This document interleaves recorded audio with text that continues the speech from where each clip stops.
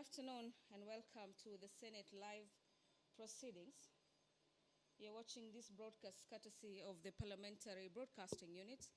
This is in collaboration with the Kenya Broadcasting Corporation. It is Thursday afternoon, the date being October 8th, 2020, and a lot has lined up for debate before the floor of the House this afternoon.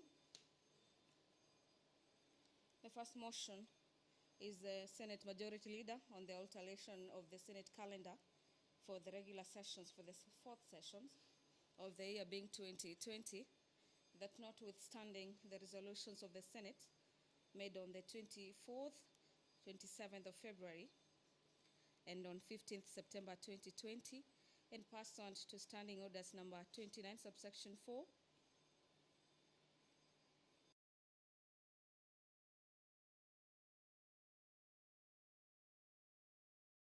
fourth session of 2020 in respect to Part 4, and proceed on recess on Friday 9th October 2020 and resume on the 2nd of November 2020.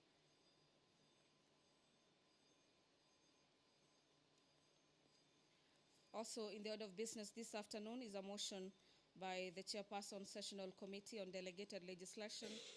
This is on the extension of time to consider the Railway City Development Authority Order number 2020. That are aware that Sessional Committee on Delegated Legislation is established under Standing Orders number 221 of the Senate Standing Orders, and is charged with the responsibility of scrutinizing the statutory statements laid before the floor of the House, and that pursuant to the Standing Orders number 221 subsection 3B, the committee is mandated to consider, and in respect of any statutory instrument, whether the statutory instrument infringes on the fundamental rights as well as the freedoms of the public. The Chairperson Standing Committee on Finance and Budget will be moving a motion. This is on the approval of the county government's cash disbursement schedule for the financial year 2020-2021. The Committee of the Whole will be resuming debate on the Section of Properties Bill, National Assembly's Bill number 23 of 2019. Also set for debate before the Committee of the Whole is the consideration of the National Assembly amendments. This is Advertising Control Bill, Senate Bills number 19 of 2018. Also lined up for consideration before the House is the Equalization Fund Bill, National Assembly Bill number 43 of 2019, as well as the Wildlife Conservation and Management Bill, and so is the Law of Succession, Senate Bill number 1 of 2020 by Senator Abshiro Halake.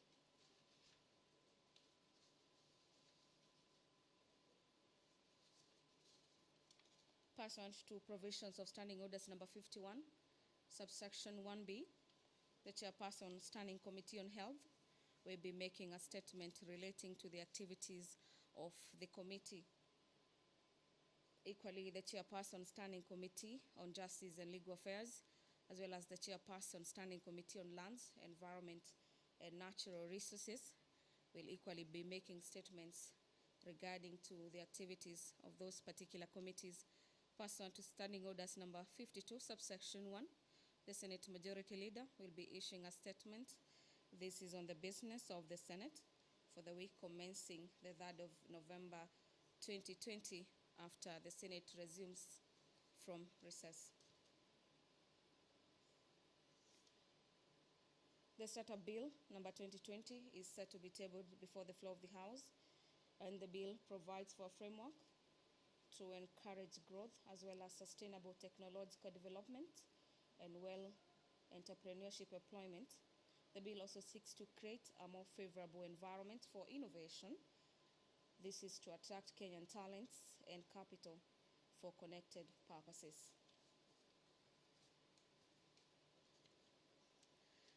The Speaker of the Senate, Honorable Ken Lusaka, just stepped into the chamber, signaling that the business of the House is just about to resume.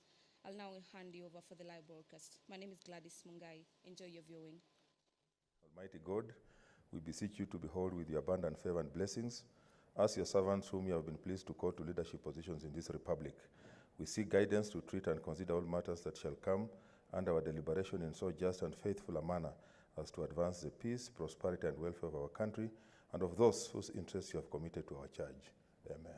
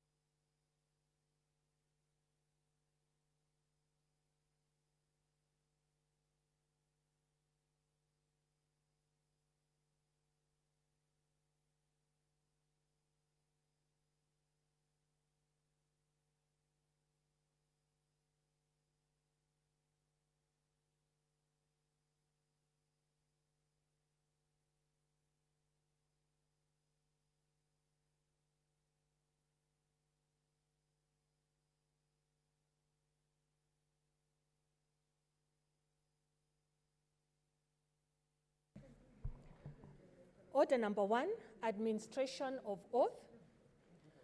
Order number 2, communication from the chair. Order number 3, messages. Order number 4, petitions. Order number 5, papers.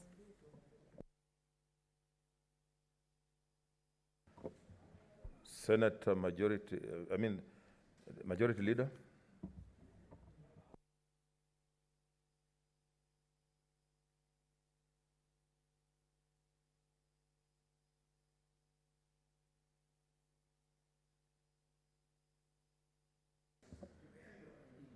Mr. Speaker, sir, I beg to lay the following paper on the table of the Senate today, Thursday, 8th October 2020, the county government's cash disbursement schedule for the financial year 2020-2021. I thank you.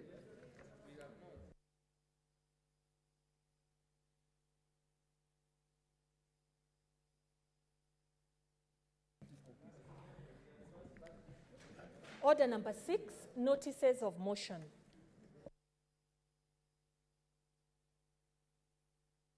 Chair delegated.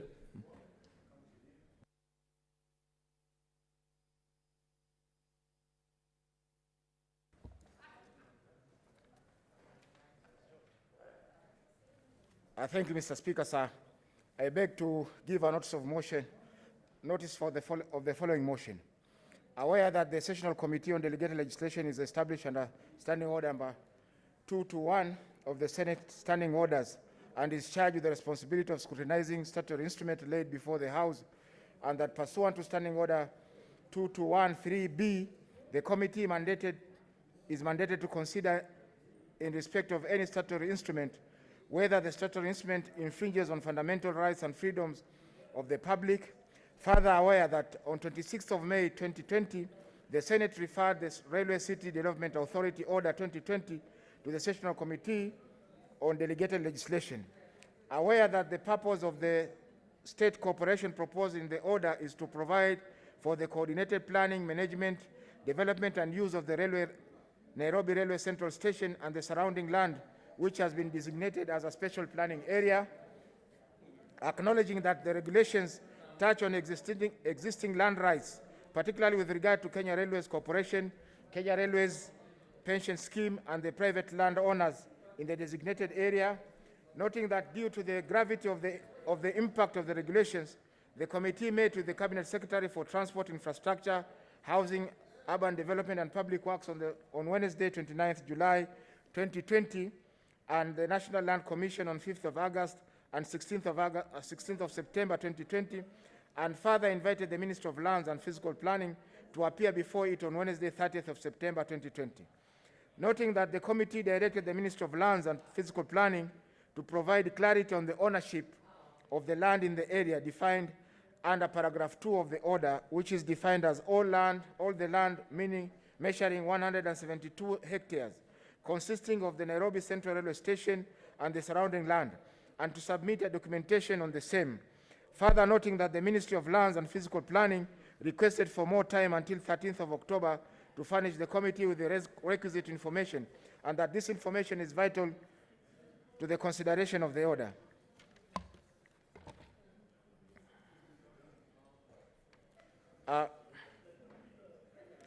Appreciating that under Section 15(2) of the Statutory Instrument Act 2013, the committee is required to make a report within 28 sitting days after the date of the referral of the instrument to the Senate, by the Senate, or such other period as the Senate may, by resolution, approve. Noting that with regard to the Railway City Development Authority Order 2020, the 28 sitting days lapsed on the 7th of October 2020. Now, therefore, pursuant to Section 15(2) of the Statutory Instrument Act 2013, the Senate resolved to extend the timelines for the consideration of the Railway City Development Authority Order 2020 by a further period of 21 days to enable the committee to scrutinize the submissions from the Minister of Lands and enable the committee to scrutinize the submissions from the Minister of Land Physical Planning with regard to land rights in the area designated under the Railway City Development Authority Order 2020, and to conclude its consideration of the order. Thank you, Mr. Speaker.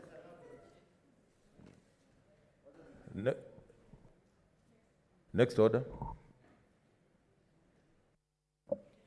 Order number 7, statements.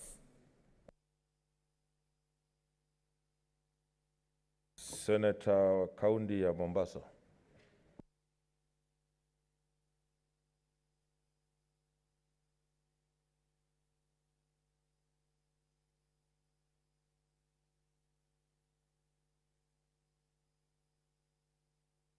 Asante Mheshimiwa Spika kwa kunipa fursa hii. Nimesimama kuambatana na kifungu cha 48(1) cha kanuni za Bunge la Senate kuomba taarifa kutoka kwa kamati ya kudumu ya barabara, uchukuzi na miundo msingi kuhusu hali ya barabara ya Nairobi Mombasa, hususan maeneo ya karibu na Dongo Kundu mjini Mombasa. Mheshimiwa Spika, kwenye taarifa hiyo kamati inafaa iangazie yafuatayo: kueleza sababu za sehemu ya barabara hiyo ya Dongo Kundu iliyozunduliwa takriban mwaka 1.5 uliopita kukarabatiwa mara kwa mara. Pili, kufafanua chanzo cha maporomoko ya udongo yaliyoshuhudiwa kwenye barabara hiyo zaidi ya mwezi mmoja uliopita na kusababisha kufungwa kwa sehemu za barabara hiyo na kuelekea msongamano mkubwa wa magari na wasafiri wanaotoka na kuelekea Mombasa, hasa bandari ya Mombasa. Mheshimiwa Spika, 3, kueleza iwapo wahandisi waliohusika na ujenzi wa barabara hiyo walifanya utafiti wa kutosha kuhusu mchanga uliopo katika maeneo hayo kabla ya ujenzi ili kuhakikisha ni salama kwa ujenzi wa barabara hiyo. Mheshimiwa Spika, ya nne, kutaja hatua zinazochukuliwa na mamlaka ya kitaifa ya barabara kuu yani KENHA kudhibiti hali katika barabara hiyo na kuhakikisha madhara kama hayo hayatokei tena katika eneo hilo. Na mwisho, Mheshimiwa Spika, kueleza dhamana ya barabara hiyo ni ya miaka mingapi na ni nani anayegharamia ukarabati unaoendelea katika barabara hiyo kwa sasa. Mheshimiwa Spika, hii barabara ya Dongo Kundu ni katika zile barabara ambazo ni muhimu sana zinazosaidia kuhamisha mizigo kutoka kwa bandari ya Mombasa na kupeleka maeneo ya bara. Kwa Mheshimiwa Spika, kuharibika mara kwa mara kwa barabara hii kunachangia pakubwa kupunguza hali ya uchumi na kuzembea biashara katika maeneo ya Mombasa na maeneo jirani. Kwa hiyo Mheshimiwa Spika, barabara hii ni kitengo muhimu katika mawasiliano ya mji wa Mombasa. Asante Mheshimiwa Spika.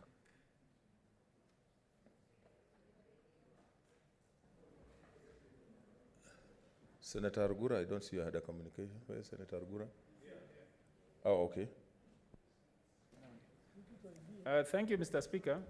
Mr. Speaker, of late there have been a lot of construction or infrastructure works around Mombasa, and it's very worrying. If the latest road or section to be constructed is already failing, it's very worrying. So mine is to add that maybe when the chairman is bringing that report, we need to know very clearly how the section was constructed, because whenever a road is completed, normally they have very clear as-built drawings and all that. So we need to know that also, so that we know where the problem is. Okay. We have a communication. Honorable Senators, this is a communication. This communication relates to the county government cash disbursement schedule for the financial year 2020-2021. The Honorable Senators, Section 17.6 of the Public Procurement Management Act states that at the beginning of every month and not later than the 5th day from the commencement of the month, the National Treasury shall disburse monies to the county government for the expenditure of the following month. Paragraph 7 of the same section further states that the disbursement shall be done in accordance with a schedule prepared by the National Treasury in consultation with the Intergovernmental Budget and Economic Council with the approval of the Senate and published in the Gazette as approved, not later than the 30th May in every year. Honorable Senators will note that this year the aforementioned legal timelines has not been met owing to consultations, debate, and eventual approval of the third basis for revenue allocation among the county governments. This approval paved way for the consideration of the county allocation of revenue bill for financial year 2020-2021 by the Senate and the National Assembly, which bill was approved by both houses of Parliament on 29 September 2020 and on 6 October 2020 respectively. I am happy to report that His Excellency the President has ascended to the county allocation of revenue bill, Senate Bills number 7 of 2020 today, Thursday, 8th October 2020. Honorable Senators, Standing Order 1831 states that not later than 15 days following the enactment of the county allocation of revenue bill, the Cabinet Secretary responsible for finance shall submit to the Senate the cash disbursement schedule for county governments, which shall be deemed to have been laid before the Senate. This document has been laid on the table of the Senate a few minutes ago by the Senate Majority Leader. Standing Order 1832 mandates the Standing Committee on Finance Budget to consider the cash disbursement schedule and to table a report containing its recommendations within 7 days. Owing to the urgency of this matter, which has an impact on the normal operations of county governments, I am aware that the Standing Committee on Finance and Budget is working hard to table the report and to give notice of motion for adoption of the committee's report in the course of this afternoon's sitting. Honorable Senators, pursuant to Standing Order 1833, the approval of the Senate of the motion on the report of the Standing Committee on Finance and Budget on the cash disbursement schedule shall constitute the resolution of the Senate on the same, which in any event must be made not later than 14 days after the tabling of the cash disbursement schedule. I thank you. Senator Wetangula, you wanted to comment on a statement, eh? Okay.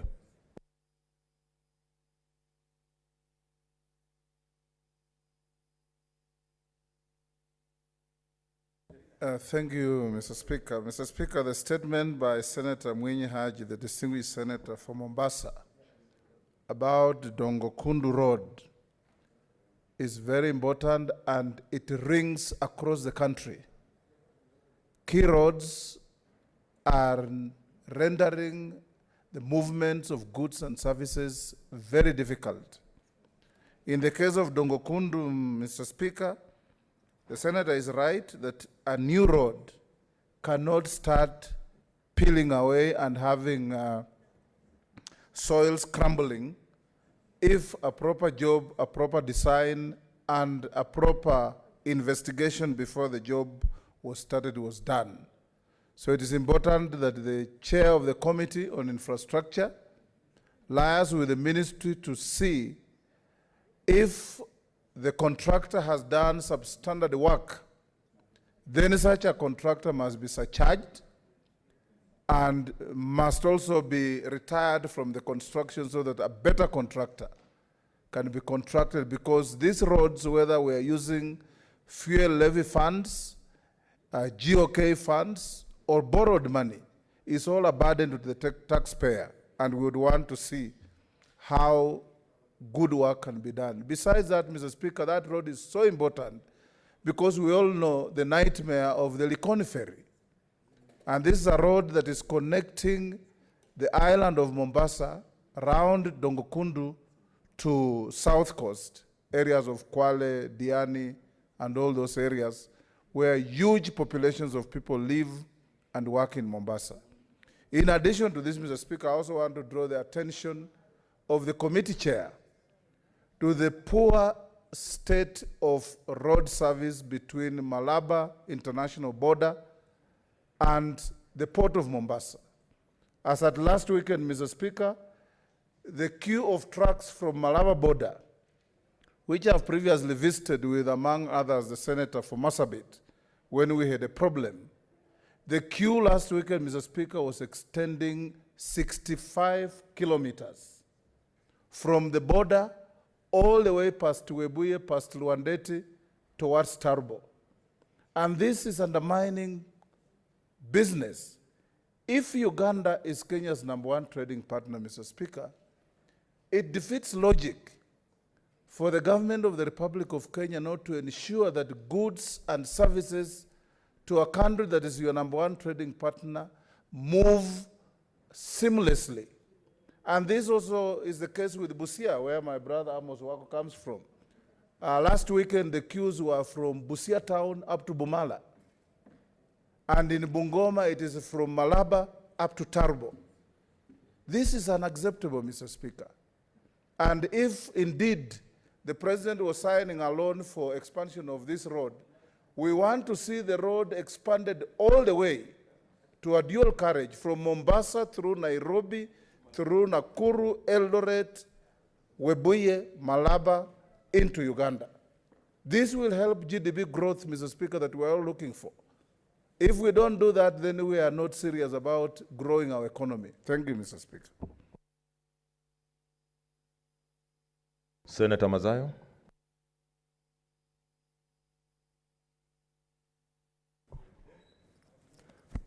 Asante Bwana Spika. Bwana Spika, ningependa pia mimi kujiunga na wenzangu na kusema kwamba hii habari iliyoletwa, taarifa iliyoletwa na seneta wa Mombasa Mwenye Haji Faki ni ya umuhimu sana. Bwana Spika, utaelewa ya kwamba wakati wote serikali ikiwa inafanya mipangilio ya kujenga barabara za pwani, wanaangalia tu barabara yale ambayo ni ya utalii. Hawajali kabisa matakwa ama barabara zinazokwenda katika sehemu ambazo watu wanaishi kwa wingi sana.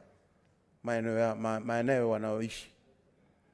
Bwana Spika, tunasema ya kwamba vile vile ni aibu kubwa kwa serikali kuona ya kwamba barabara ya Dongo Kundu ambayo hata haijamaliza hata kama ni miaka miwili tayari imeanza kuporomoka. Na huyu uporomokaji wa hizi barabara hususan wakati wa mvua ama hata wakati wowote, kwa sababu ya ujenzi wa barabara haukukarabatiwa kwa hali ambayo ilikuwa ya ustadi zaidi.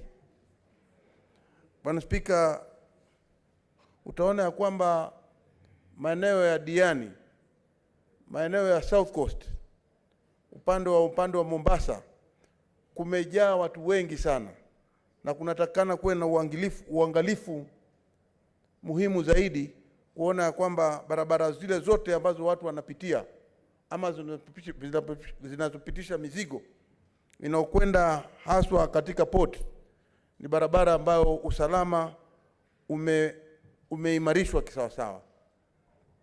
Bwana Spika, nikisema namna hii ni kwa sababu tumeona ajali nyingi sana zikitokea pia katika barabara ya kutoka Mombasa kuenda Malindi. Ni barabara haijakarabatiwa kwa miaka zaidi ya 10. Hivi sasa tumeona hivi karibuni walikuja mpaka Mtwapa wakaanza kubomoa.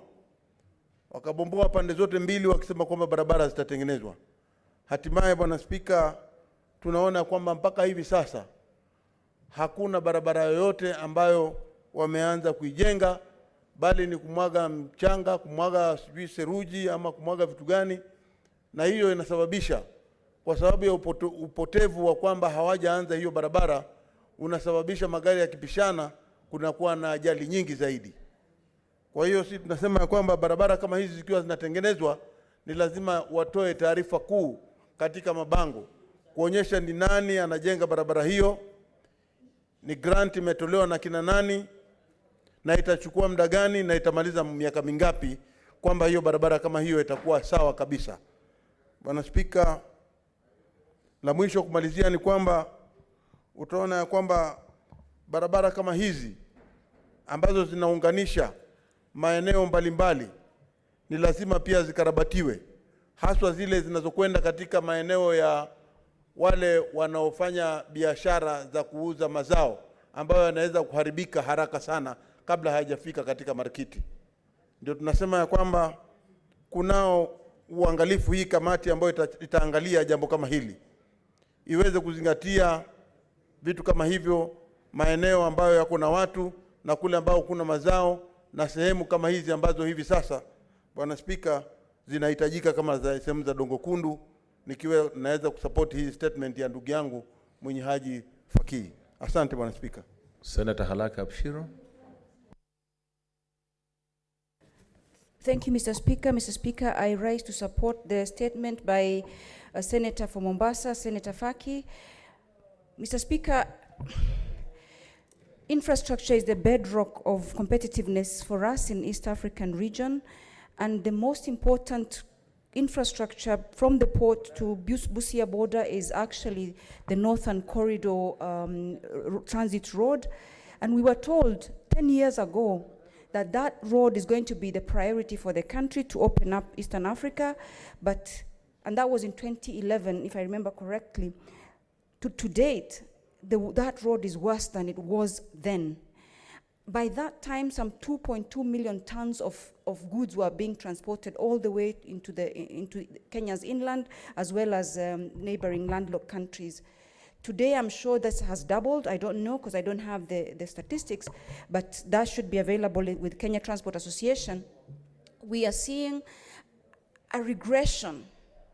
So we're wondering, why is it that then the priorities are not with where our economic bedrock is? Why is it that when we prioritize, when we do things, we're not doing it where there's more impact for the people as well as for the economy generally and for the region? Kenya, Mr. Speaker, should be a leader in many things, a geopolitical leader in transportation, in politics, and other.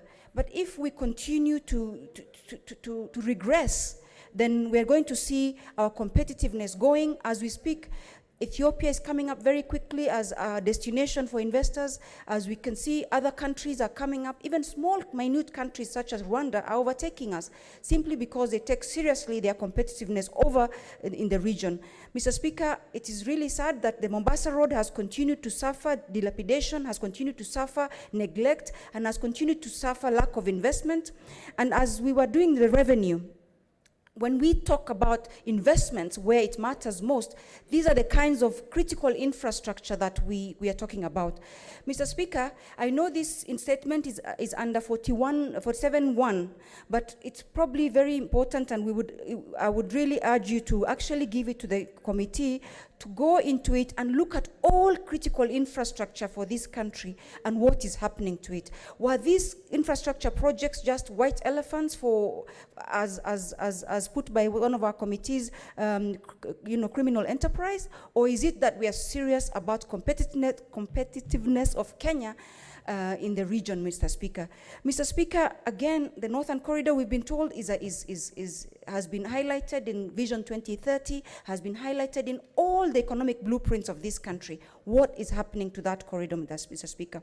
A road of about 900 kilometers that should be taking about 12 hours is taking a total of almost 4 or 5 days, Mr. Speaker, as you're told by the, by the Bungoma senator, who has highlighted the long line of truckers that have continued to waste time, and even especially during this corona period, exposed our truckers to a lot of disease and inconvenience, Mr. Speaker. Mr. Speaker, we were told about critical infrastructure in Vision 2030. One of them is actually the Isiolo Airport. It is, quote unquote, classified as international airport. Mr. Speaker, it's 1.4 kilometers. It is too short. It is cracked. I put a question to the same committee. Up to today, I have not got a satisfactory answer to the state of the international airport. That is not an international airport. It is just international by signage. A critical infrastructure cannot be international because the signpost says so. Right now, not even a Dash 8 can land. There are no cargo facilities. So we are looking at all this Vision 2030 critical infrastructure that was promised, which is all becoming really white elephants, and the priority is really upside down. So, Mr. Speaker, I support, and that, in fact, it should not just be the senator of Mombasa that should be crying. The entire corridor, the Northern Corridor, should be crying. Everybody along that line should be up in arms, and this committee, I would really urge that you assign to them so they tell us what is the status of all the critical infrastructure for the competitiveness of this country. I thank you, Mr. Speaker, and I support. Senator Wambua.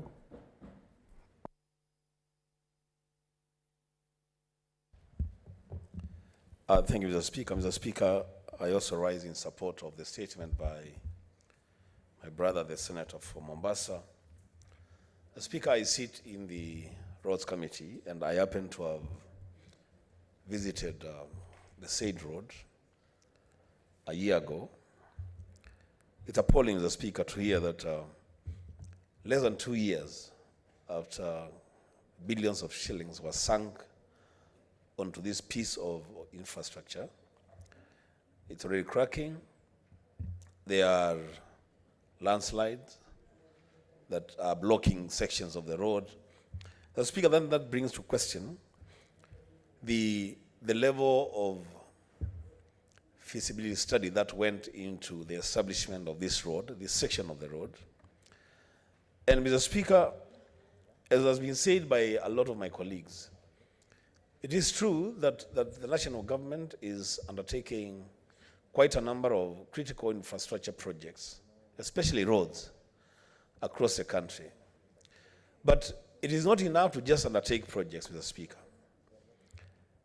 The money that we are using to construct these roads is money that we have borrowed from our development partners, and that money has got to be repaid and repaid with interest. It would only serve us and serve posterity better, Mr. Speaker, if proper feasibility studies are carried out, proper works are carried out, Mr. Speaker, so we get value for the money that we are borrowing to undertake these projects. Mr. Speaker, I also have a section of these critical infrastructure projects in my county, Kitui, which actually begins from Makueni. The road from Makueni to Kitui, through Mutomo, Ikoda. The Speaker, whereas we may not have problems with cracks and those other issues relating to the quality of works, the Speaker is very appalling that the project is almost complete and not a single person along that road has been compensated for land that has been acquired by government to construct that road.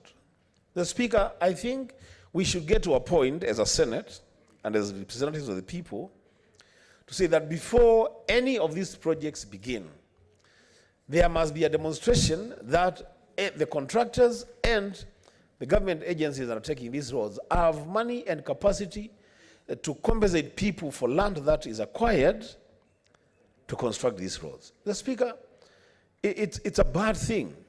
It's actually inhuman that you would come and take somebody's piece of land to construct road for public utility and you tell them to relocate to another place. You don't give them money. Human beings are not birds. They can't take refuge on trees. I mean, they have to be compensated for the land that has been taken to construct these roads. Mr. Speaker, I support that the statement, and when it comes to the committee, we will deal with it. I thank you, Mr. Speaker. Senator Kasanga.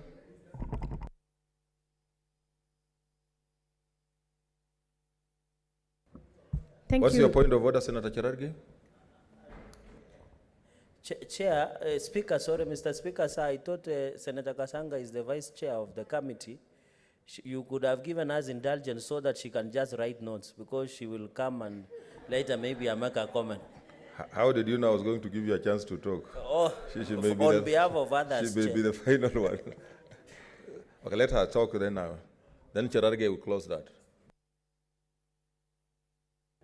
Thank you, Mr. Speaker.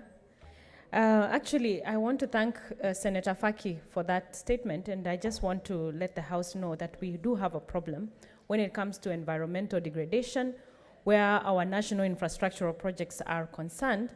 And in fact, now that it is coming to the committee, one of the questions that we must ask is, now that we know that NEMA has a problem with monitoring of infrastructure projects because of budget cuts, then the Ministry of Transport needs to tell us how they protect the environment in the course of the works of the degradation, the works of the infrastructure projects. In fact, we do have a petition in the Lands Committee where infrastructure projects in Kajiado are causing siltation in Lake Magadi. So this is the same case that we are seeing, and that we are aware that NEMA is not able to conduct their usual progress checking and monitoring because of budgets. Thank you so much. Senator Cherargei, briefly, then finally Kabaka. Thank you, Mr. Speaker, sir. I want to support Senator Faki for bringing this statement. I think one of the campaign issues of the Jubilee government has been the issue of infrastructure. And you remember, Mr. Speaker, sir, the other day the president was in France for a loan to construct between Nakuru, I think Nakuru and Mau Summit, of around 180 billion.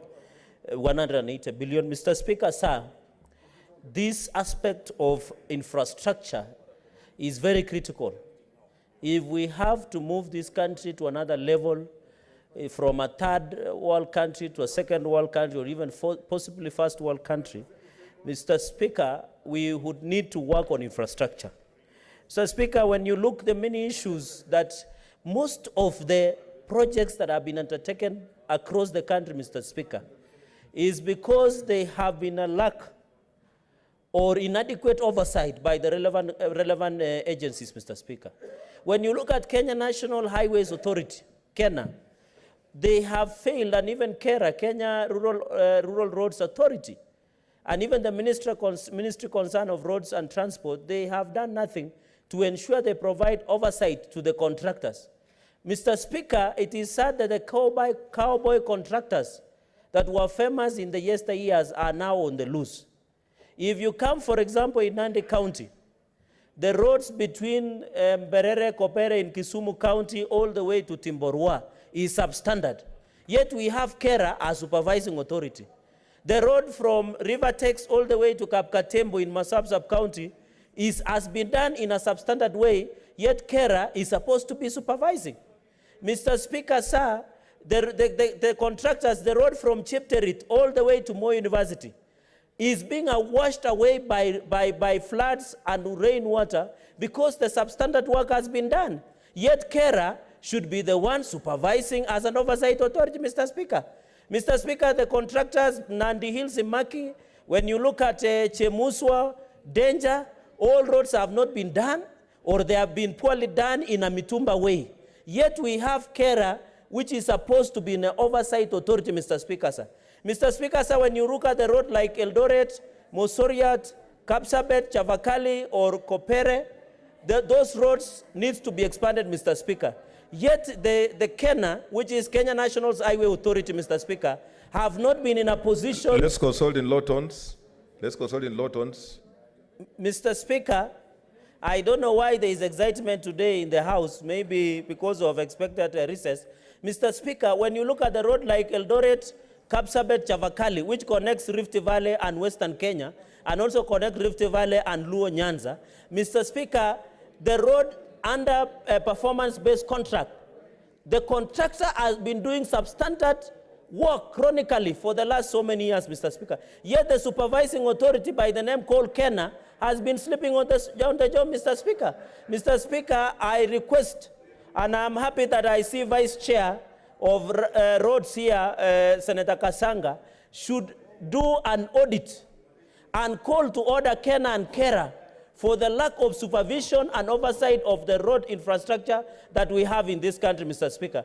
Mr. Speaker, we look forward, even, and I agree that KERA have done some little job in terms of through roads maintenance levy, through the CDF and many others. KENA are not maintaining their roads, Mr. Speaker.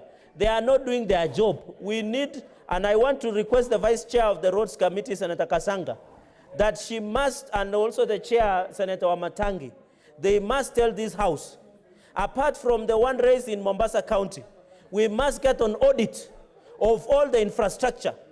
And I request that KERA and KENA must be restructured or be disbanded because they are not doing their work of supervising government projects. They are not supervising contractors. Mr. Speaker, I thank you very much. Thank you very much, Mr. Speaker. Finally, on that statement, Senator Kabaka, then we move to the next statement. Thank you, Mr. Speaker, for giving me this opportunity also to hear my view. It's amazing the way things are done in Africa. Mr. Speaker, I'm sure all the senators here have traveled in foreign countries, and we've seen the kind of the standards of the roads, we travel by. You find that in those countries, roads outlive the society or maybe the current populations, in that some even go up to over 100 years, 200 years. But in Africa, the way things are done, everything is lopsided. Mr. Speaker, if you look at the contracts of the roads, the way they are, you realize that there are clauses, and those in lingo of profession, they will tell you this, there is what we call in the law of the torts, the tort of negligence against the independent contractors. Independent contractors have a duty of care towards the clients and even the citizens of the country where they are given the contracts. And therefore, I would also apportion the big blame to the Kenyan engineers, especially engineers, civil engineers, structural engineers and mechanical engineers who issue certificates or rather certification to completions of these roads. If indeed, like the senator from Mombasa said, that Ndogokundu Road has exhibited some cracks and potholes and all that attribute. Therefore, it means the negligence is there. In law of the tort, again, for those who are lawyers here, there is what we call the doctrine of res ipsa loquitur, which means a thing speaks for itself. In that kind of negligence, one does not need to prove the defects that it is. And therefore, I'm saying, so that in future, it's not enough to band or disband the Kenya or those bodies. We need them. But I think it's the high time we amend the penal code so that we prefer criminal liabilities against the errant professional engineers and associated professionals. That way, they will not only be surcharged, Mr. Speaker, but they'll also face a stringent or steep penalty of even 50 years and above. This is very serious, where the taxpayers' billions of shillings have been spent to put up these roads, and then you hear again the government has to revisit the same. It's very interesting. As I see it, it's very interesting that in Machakos, there are even those projects, the road, 3 roads, very key roads, which were started by the government, the Jubilee government. A road like Ekalakala to Matu are stalled. The road from Donyosambuk to Tala, Tala, Donyosambuk to Thika Road has also stalled. And lastly, there is so-called Kadian Lower Kaewa Road has also stalled. What is the problem? We have a problem, and we are saying these ministries should come clear, should come and disclose what is the problem. Is it that the government doesn't have the money? Or where is the money which has been given by donors? We need full answers from this committee. Thank you, I support. Next statement from Senator Falhada. And I will not allow many riders because we have we have to vote and all that. Thank you, Mr. Speaker. I rise pursuant to Standing Order 48-1 to seek a statement from the Ad Hoc Committee on the COVID-19 situation in Kenya concerning cases of COVID-19 infection in Nairobi Remand Prison and the general state of preparedness to deal with the pandemic in correction facilities in the country. In the statement, the committee should state the measures put in place by the government to isolate and treat prisoners infected with COVID-19 at Nairobi Remand Prison, elucidate on the measures deployed by the prison authorities to ensure safety of prisoners in all prisons across the country, particularly against the infections by COVID-19, explain the measures taken by the government to prevent gross management failures, negligence, and leadership voids that could lead to infections and death rising from preventable disease within correctional facilities in the country, including COVID-19, and explain whether adequate medical personnel have been deployed across all prisons to aid in combating the spread of COVID-19 in the correctional facilities. Thank you, Mr. Speaker. Senator Ochila Yako, then Naomi Wako. Thank you, Mr. Speaker. Mr. Speaker, want to support this statement and ask the committee responsible for the response, that is the COVID committee, whose chairperson is seated next to me. When you are condemned to prison, and many Kenyans who are corrupt are headed there. When you are condemned to prison, you are not condemned to die. Now, Mr. Speaker, this committee should also tell us what plans are there on how to treat, people who are confined for offenses that do not necessarily require incarceration, people who are remandees and are there just because they cannot raise bail, because prison is done at a cost to the taxpayers. It is a place where we ought to be rehabilitated and given a second chance in life. It is not a place where we are dehumanized and where we are made to suffer and face death at the cost of being neglected and forgotten. So, Mr. Speaker, it is important, as we talk about the rights of many Kenyans, we should also talk about the rights of the voiceless who are in prison. And being in prison, many people are in prison inside and outside, but it does not mean that they should be condemned to die and they should be forgotten. So, Mr. Speaker, that aspect of response would be very necessary so that we are mindful of the marginalized, the imprisoned, they are forgotten. Remember, in the Bible it is said, "You did not visit me when I was in prison." Let us use this Senate to visit the prisoners. Thank you.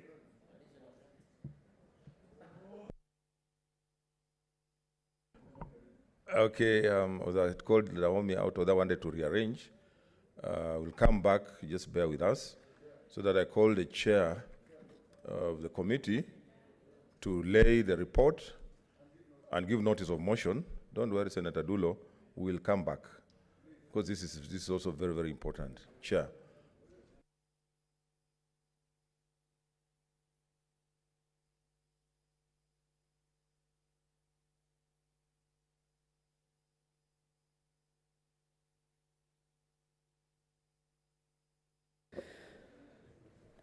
Mr. Speaker, I beg to lay the following paper on the table of the Senate, Thursday, 8th October 2020.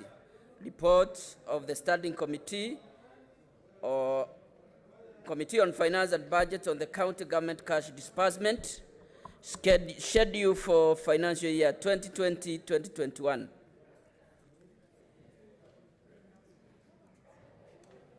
Give notice.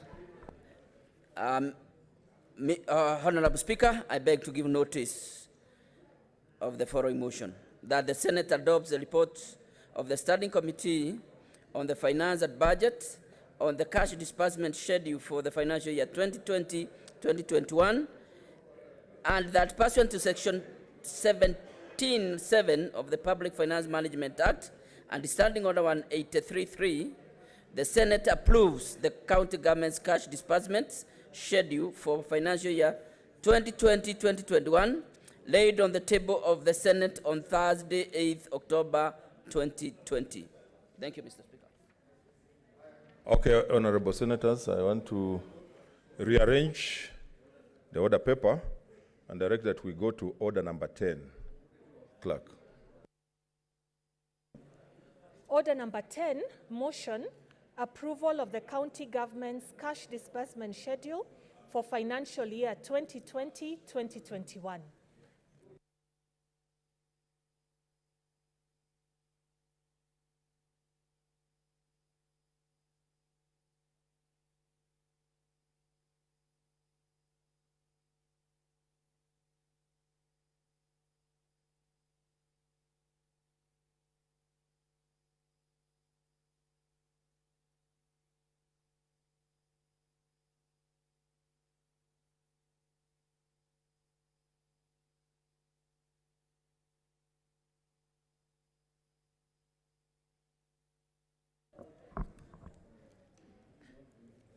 Honorable Speaker, I beg to move the following motion, that the Senate adopts the report of the Standing Committee on Finance and Budget on the cash disbursement schedule for the financial year 2020-2021, and that pursuant to Section 17(7) of the Public Management Act and Standing Order 183.3, the Senate approves the county government's cash disbursement schedule for the financial year 2020-2021, laying on the table of the Senate on Thursday, 8th October 2020.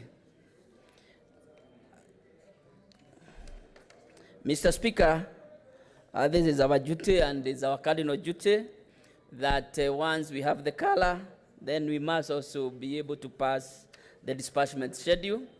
And Mr. Speaker, because we have debated, and I know the counties are waiting for the monies to get to them so that they can be able to utilize the monies to offer services to Kenyans. We wouldn't want, Mr. Speaker, to spend a lot of time, but Mr. Speaker, one of the things that the committee did was to make a few recommendations, and Mr. Speaker, if you allow, I will just read the recommendations of the committee while we are doing the report. The committee, after making some observation, did make the following recommendations, Mr. Speaker: that the county government cash disbursement schedule be approved as tabled on 8th October 2020, that the National Treasury should transfer equitable share to the counties without undue delay and without deductions as per Article 219 of the Constitution, and submit quarterly reports on the transfers to the Senate, Mr. Speaker. The National Treasury should transfer Kenya shillings 79 billion 125 million, the total funds meant for the first quarter of the financial year 2020-2021, within 7 days after the approval of the cash disbursement schedule. Mr. Speaker, finally, the recommendation the committee made was that, pursuant to Article 225 of the Constitution, the county government should expeditiously prepare and adopt annual budgets and appropriation bill to ensure service delivery is smoothly continued. Mr. Speaker, as I conclude, in the interest of time, I want to make the following acknowledgements. And Mr. Speaker, I will start by acknowledging that the National Treasury, that they did their duty, and in timely hours they were able to give us the cash disbursement schedule once the act was signed, Mr. Speaker. The committee thanks the Office of the Speaker and Clerk of the Senate for the support extended to the committee in execution of its mandate. Appreciation also goes to members of the committee for their patience, sacrifice, commitment to complete their assigned task within the stipulated time, and especially those who keep time, like Millicent Omanga and Senator Faria.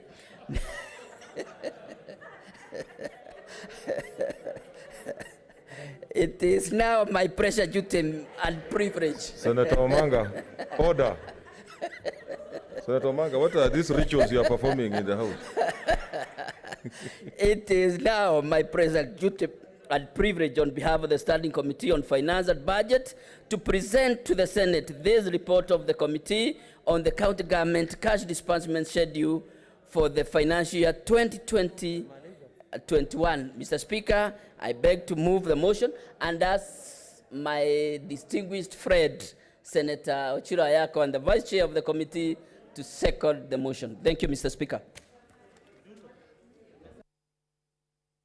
Senator Nderit, what's your point of order?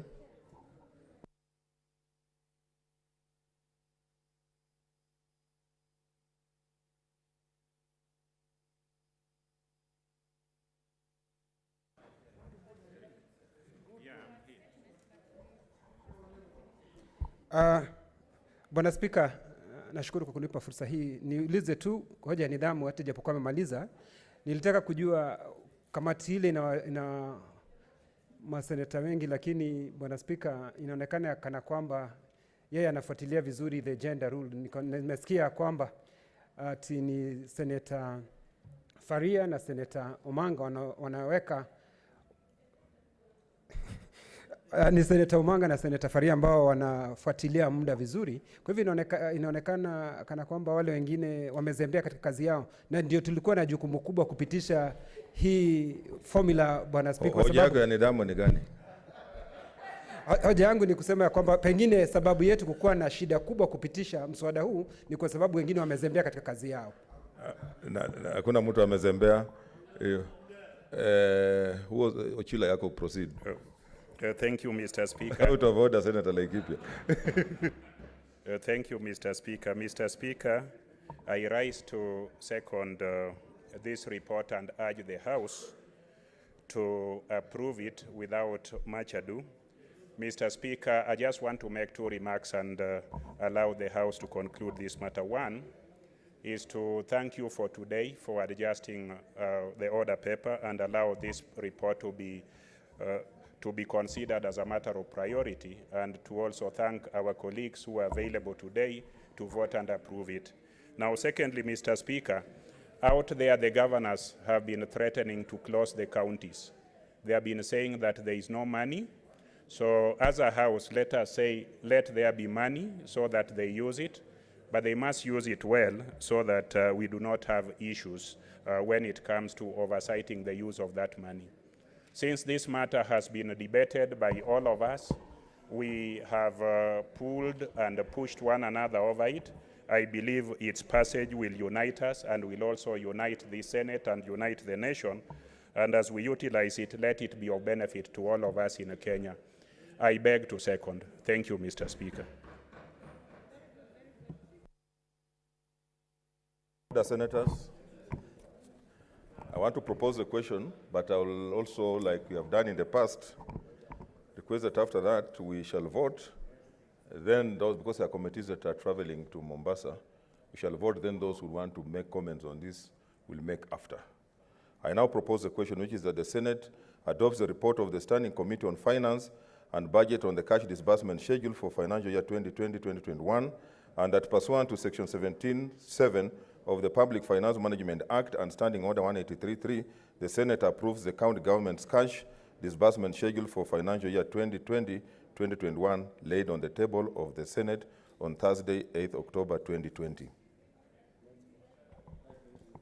Yeah. The bell.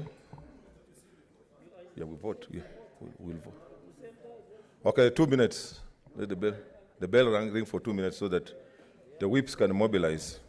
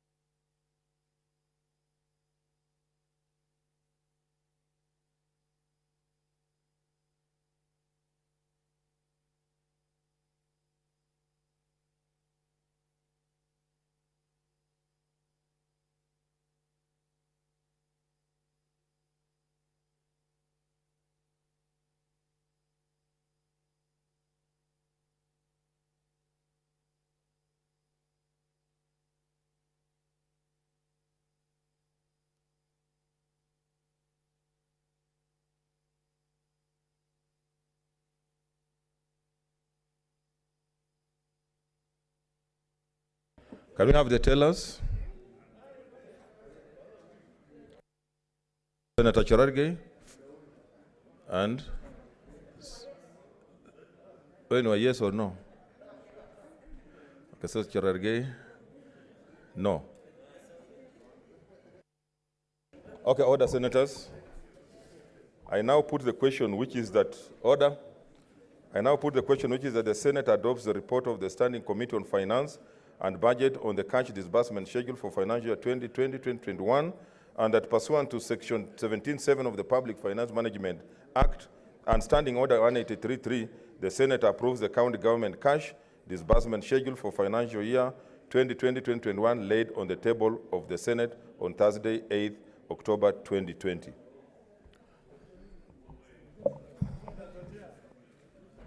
Senator Adan Dulo Fatuma, Isiolo County. I vote yes. Senator Ali Abdullahi Ibrahim, Wajir County. My county has not passed the budget, so. Okay, I vote yes. Senator Boy Issa Juma, Kwale County. I vote yes. Senator Cherargei Samson Kiprotich, Nandi County. I vote yes. Senator Cheriot Aaron Kipkirui, Kericho County. I vote yes. Senator Haji Mohammed Yusuf, Garissa County. On behalf of my delegation, I vote yes. Senator Harbura Godana, Marsabit County. Mr. Speaker, sir, I vote yes. Senator Imana Malachi Charles Ekal, Turkana County. Senator Kabaka Boniface Mutinda, Machakos County. Mr. Speaker, I vote yes. Senator Kajwang Moses Otieno, Homa Bay County. I vote yes. Senator Kamar Margaret Jepkoech, Wasingishu County. I vote yes.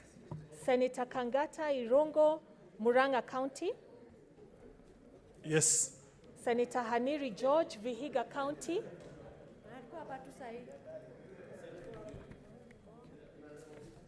Senator Kibiru Charles Rubenson, Kirinyaga County. Rubenson votes yes. Senator Kihika Susan Wakarura, Nakuru County. I vote yes. Senator Kimani Wamatangi Paul, Kiambu County. Mr. Speaker, I vote yes. Senator Kindiki Kithure, Tharaka Nithi County. Senator Kirinyaga Ephraim Mwangi Maina, Nyeri County. I vote yes. Senator Langat Christopher Andrew, Bomet County. Mr. Speaker, I vote yes. Senator Lelegwe Tumbesi, Samburu County.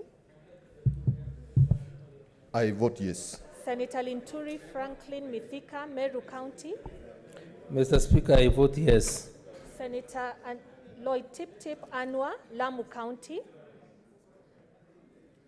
Senator Madzayo Stewart Mwachiru, Kilifi County. I vote yes. Senator Mahamud Mohamed Maalim, Mandera County. Senator Malala Cleophas Wahungu, Kakamega County.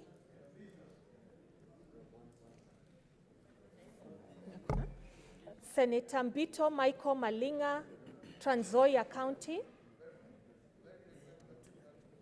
Senator Mbogo George Ochilo Ayako, Migori County.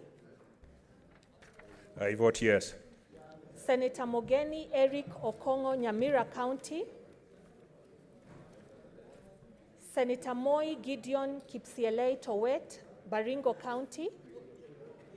Senator Mpaye Philip Salau, Kajiado County. Senator Murkomen Onesimus Kipchumba, Elgeyo Marakwet County. Senator Mutula Kilonzo Jr., Makueni County. I vote yes. Senator Mwangi Paul Githiomi, Nyandarua County.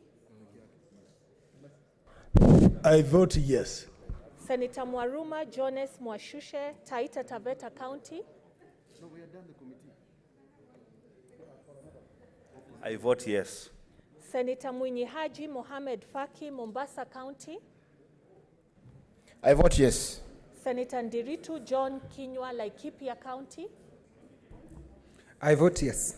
Senator Ndwiga Peter Njeru, Embu County. Senator Olekina Ledama, Narok County. I vote yes. Senator Ongeri Samson Kegengo, Kisii County. Senator Orengo James, Siaya County. Senator Outa Frederick Otieno, Kisumu County.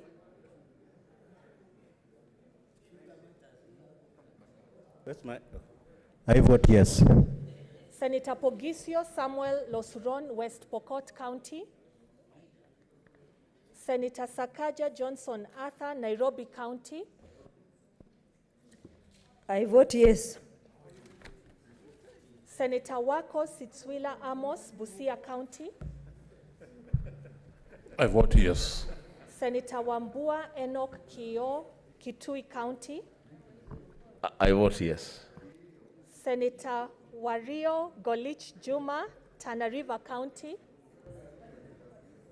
I vote yes.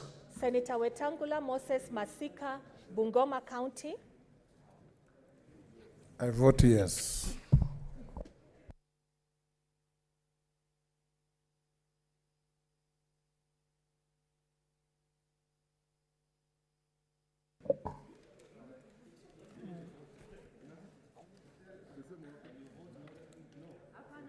Senator Mahamud Mohamed Maalim, Mandera County.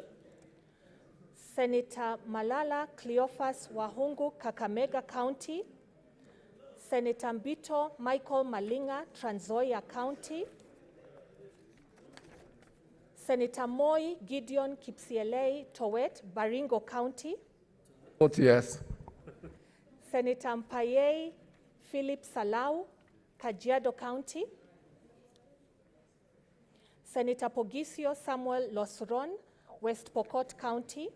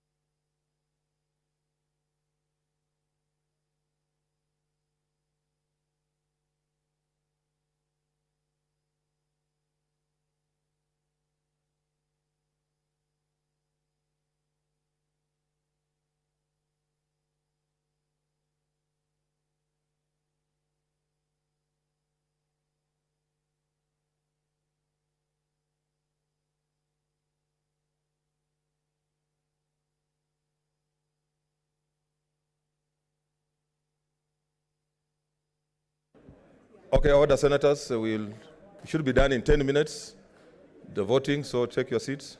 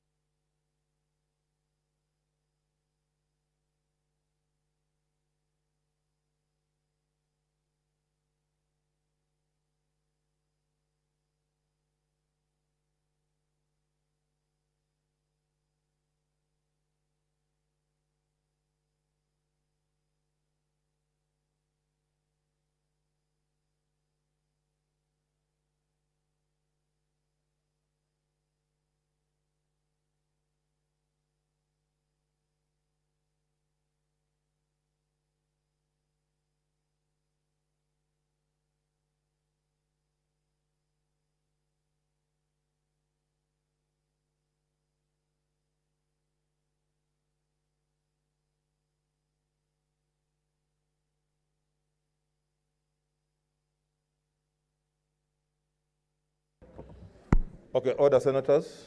Take your seats.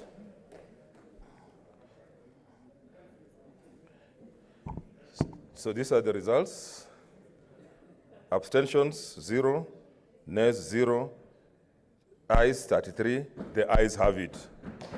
So I'll seek for your indulgence for the next order, which will take, since most of the work was done yesterday, just for the division. That is order number 11 and 12.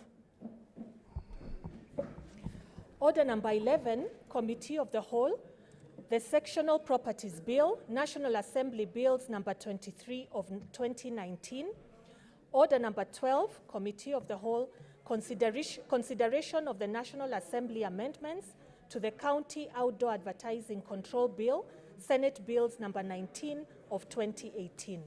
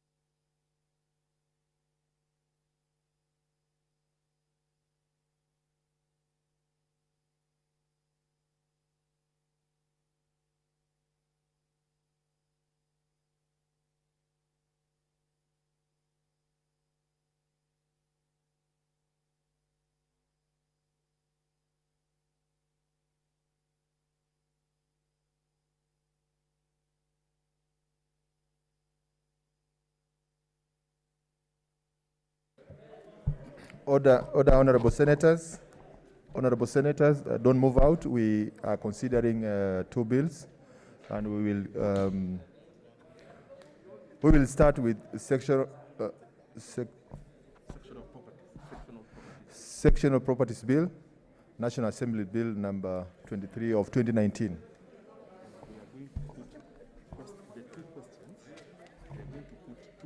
So senators will vote on two questions. Honorable Senators, order.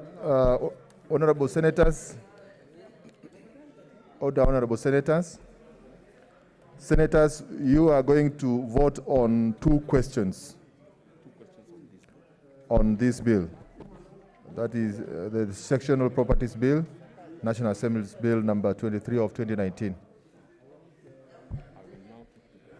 Just confirm from the tweets whether we have the numbers so that we can proceed. Let's just proceed. Okay. Then put the question. This is the question. I put the question that clause. I put the question that clause 12 be amended as proposed, and I put the question that all that. Honorable Senators, order. Honorable Senators, I put the question, which is that clauses with amendments. I put the question that clause 12 be amended as proposed. And, Honorable Senators, I put the question that clauses 4, 5, 6, 7, 8, 9, 10, 11, 12 as amended, 13, 14, 15, 16, 17, 18, 19, 20, 21, 22, 23, 24, 25, 26, 27, 28, 29, 30, 31, 32, 33, 34, 35, 36, 37, 38, 39, 40, 41, 42, 43, 44, 45, 46, 47, 48, 49, 50, 51, 52, 53, 54, 55, 56, 57, 58, 59, 60, clauses 3 and 2, the title and clause 1 be part of the bill. Tell us, Honorable Senators, each side to provide a teller.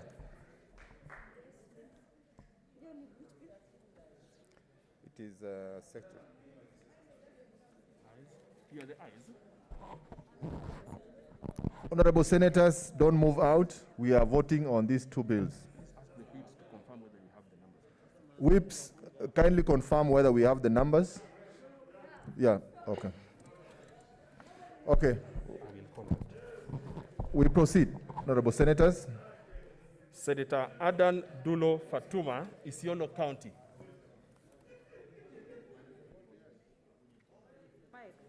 I vote yes. Senator Ali Abdullahi Ibrahim, Wajir County. I vote yes. Senator Boy Isa Juma, Kwale County. I vote yes. Senator Samson Cherokee, Nandi County. Mr. Speaker, I vote yes. Senator Aaron Cheriot, Kericho County. Senator Haji Mohamed Yusuf, Garissa County.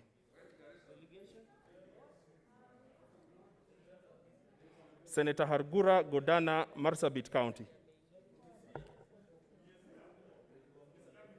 Senator Imana Malaki Charles Ekal, Turkana County.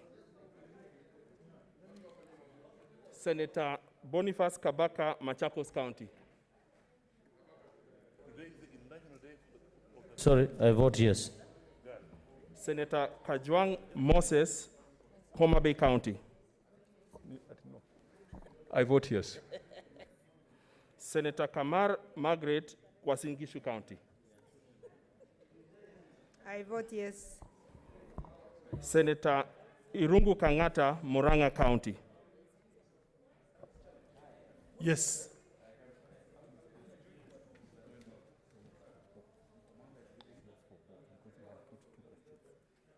Honorable Senators, kindly, when you are voting, vote for both clauses, because we did put 2 questions. So when you vote, say, I vote yes for the 2. Senator Haniri George, Vihiga County. Senator Kibiru Charles Robertson, Kirinyaga County.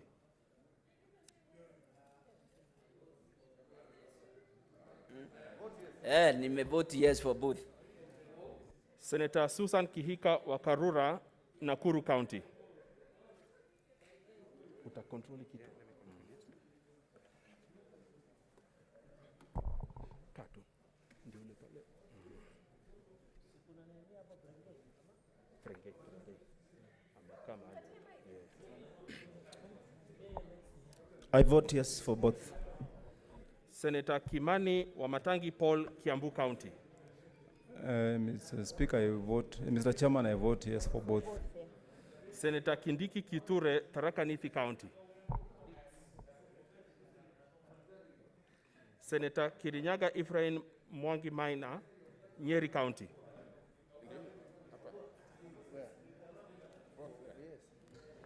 Yes for both.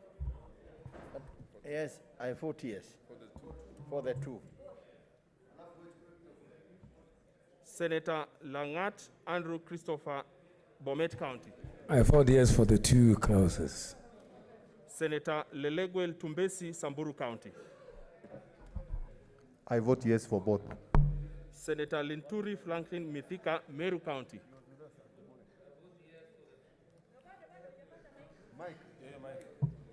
I vote yes for the two. Senator Anwar Loitipip, Lamu County. Senator Madzayo Stewart Mochiru, Kilifi County. I vote yes. Senator Mahamud Mohamed Maalim, Mandera County. Senator Malala Cleophas Wahungu, Kakamega County. Senator Mbito Michael Malinga, Trans Nzoia County. Senator Mbogo George Ochilo, Oyako, Migori County. Senator Mogeni Eric Okongo, Nyamira County. Senator Moi Gideon Kipselei Towet, Baringo County. I vote yes for both.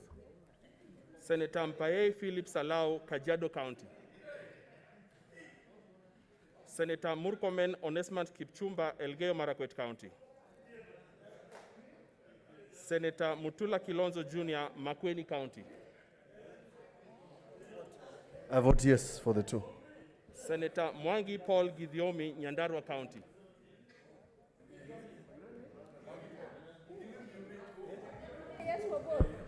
I vote yes for the two. Senator Mwaruma Jones Mwashushe, Taita Taveta County. I vote yes for the two. Senator Munyihaji Mohamed Faki, Mombasa County. I vote yes for the two amendments. Senator Nderitu John Kinywa, Laikipia County. I vote yes for the two. Senator Ndwiga Peter Njeru, Embu County. Senator I vote yes for the two. Senator Olekina Ledama, Narok County.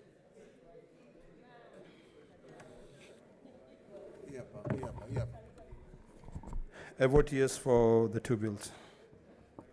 Senator Ongeri Samson Kegengo, Kisii County. Senator Orengo James, Siaya County. Senator Outa Frederick Otieno, Kisumu County. It was too advanced because no one, I guess people didn't.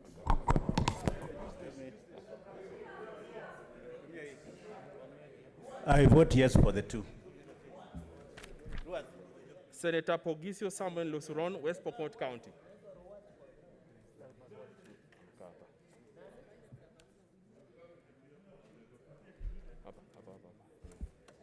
I vote yes for the two. Senator Sakaja Arthur Johnson Arthur, Nairobi County.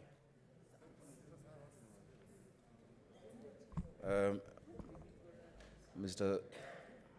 Chair, Senator Umanga will vote for Nairobi.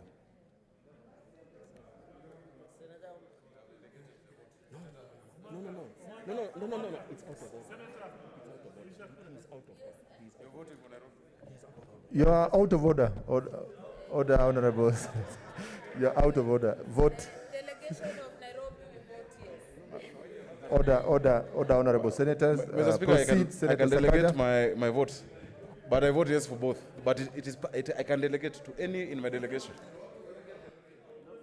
Senator Wako Amos Sitswila, Busia County.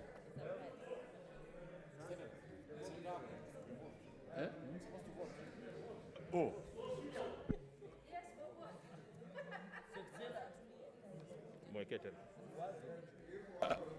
I vote yes, I vote yes. Senator Wambua Enoch Kiyo, Kitui County. I vote yes for both. Senator Wario Golich Juma, Tana River County. I vote yes for both. Senator Wetangula Moses Masika, Bungoma County. I vote yes for both.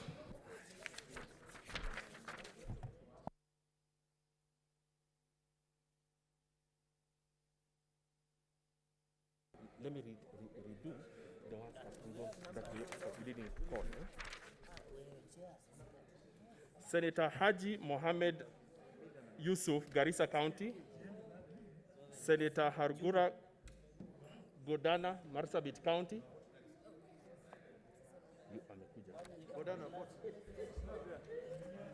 I vote yes for the two. Senator Mohammed Maalim Mohammed, Mandera County. Senator Malala Cleophas Wahungu, Kakamega County. Senator Michael Mbito Malinga, Trans Nzoia County.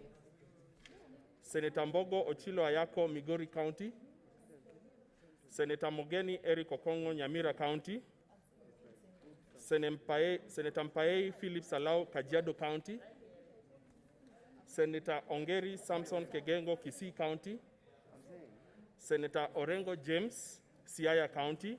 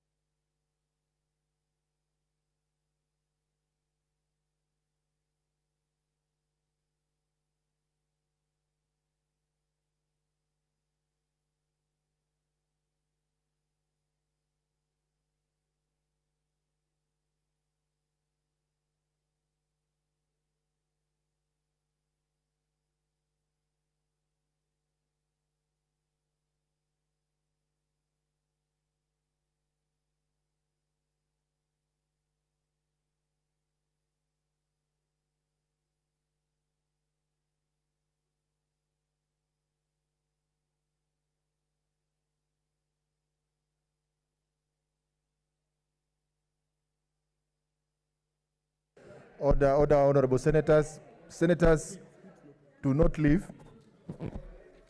We are voting for another bill.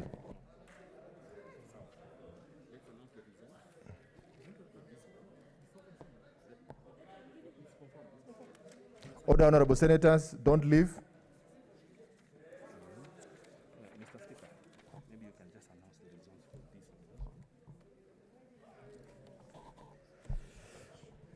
Honorable Senators, these are the results for the two divisions.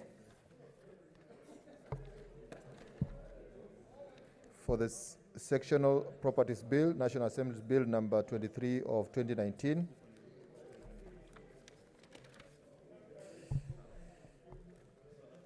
Division results: ayes 31, nays 0, abstentions 0. Ayes have it.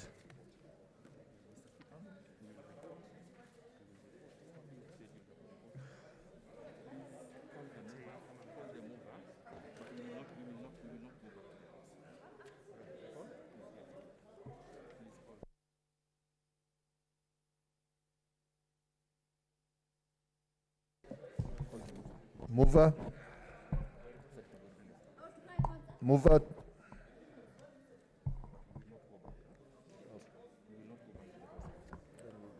Honorable Chairperson, I beg to move that the committee do report to the Senate its consideration of the Sectional Properties Bill, National Assembly Bills number 23 of 2019, and its approval thereof with amendments. With or without? With amendments. Order, Honorable Senators. Honorable Senators, I put the question, which is that the committee do report to the House its consideration of the Sectional Properties Bill, National Assembly Bills number 23 of 2019, and its approval thereof with amendments. Will as many as of that opinion say aye? Aye. Will as many as of the contrary opinion say nay? The ayes have it. Honorable Senators, now we proceed to the next bill. The County Outdoor Advertising Control Bill, Senate Bills number 19 of 2018. Tell us.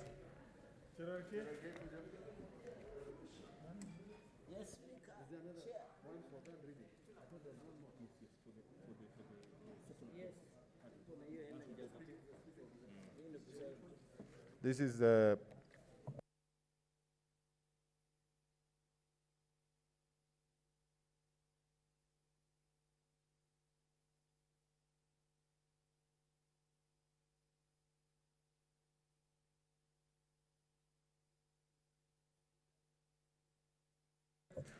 whips, confirm if we have the numbers. We proceed. Okay.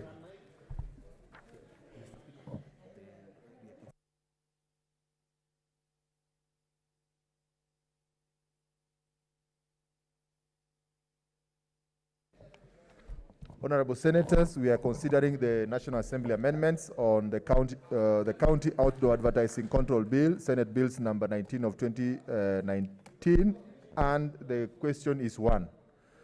And I proceed to put the question that the National Assembly amendments to clauses 2, 3, 4, 10, 15, and 21 of the County Outdoor Advertising Control Bill, Senate Bills number 19 of 2018, be approved. Senator Adan Dulo Fatuma, Isiolo County. I vote yes. Senator Ali Abdullahi Ibrahim, Wajir County. I vote yes. Senator Boy Issa Juma, Kwale County. I vote yes. Senator Cherarkei Samson Kiprotich, Nandi County. I vote yes. Senator Cheriot and Aaron Kipkirui, Kericho County. I vote yes. Senator Haji Mohamed Yusuf, Garissa County. Senator Hargura Godana, Marsabit County. I vote yes. Senator Imana Malaki Charles Ekal, Turkana County. Senator Kabaka Boniface Mutinda, Machakos County. Senator Kajwang Moses Otieno, Homa Bay County. I vote yes. Senator Kamar Margaret Jepkoech, Wasingishu County. I vote yes. Senator Kangata Irungu, Muranga County. Yes. Senator Haniri George, Vihiga County. Senator Kibiru Charles Robinson, Kirinyaga County. I vote yes. Senator Kihika Susan Wakarura, Nakuru County. I vote yes. Senator Kimani Wamatangi Paul, Kiambu County. I vote yes. Senator Kindiki Kuture, Tharaka Nithi County. Senator Kirinyaga Ephraim Maina Mwangi, Nyeri County. Order, honorable senators. I vote yes. Senator Langat Christopher Andrew, Bomet County. Vote yes. Senator Lelugwe Iltumbesi, Samburu County. I vote yes. Senator Linturi Franklin Mithika, Meru County. Senator Loitiptip Anwar, Lamu County. Senator Mazayos Stewart Machiru, Kilifi County.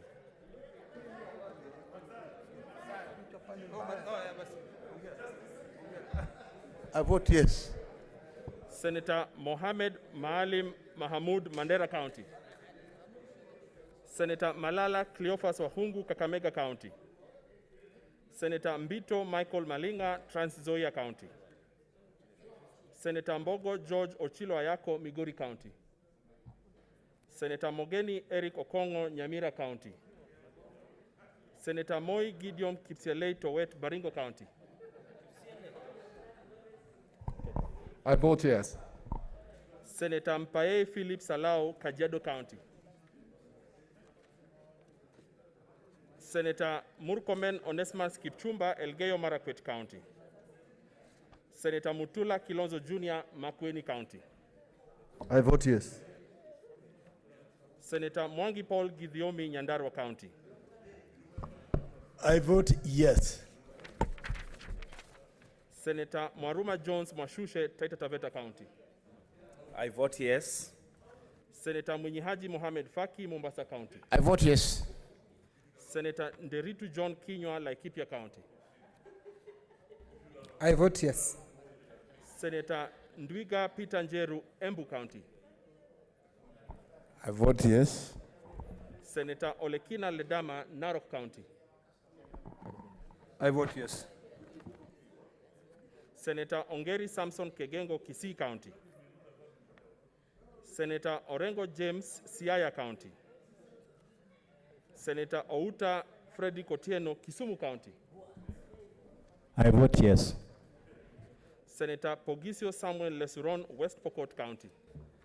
I vote yes. Senator Sakaja Johnson Arthur, Nairobi County.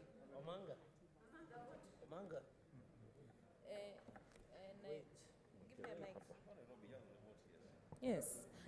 For Nairobi delegation, Nairobi City County, we vote yes. Senator Wako Sitwila Amos, Busia County. I vote yes. I vote yes. Senator Wambua Enoch Kiyo, Kitui County. I vote yes. Senator Wario Golich Juma, Tana River County.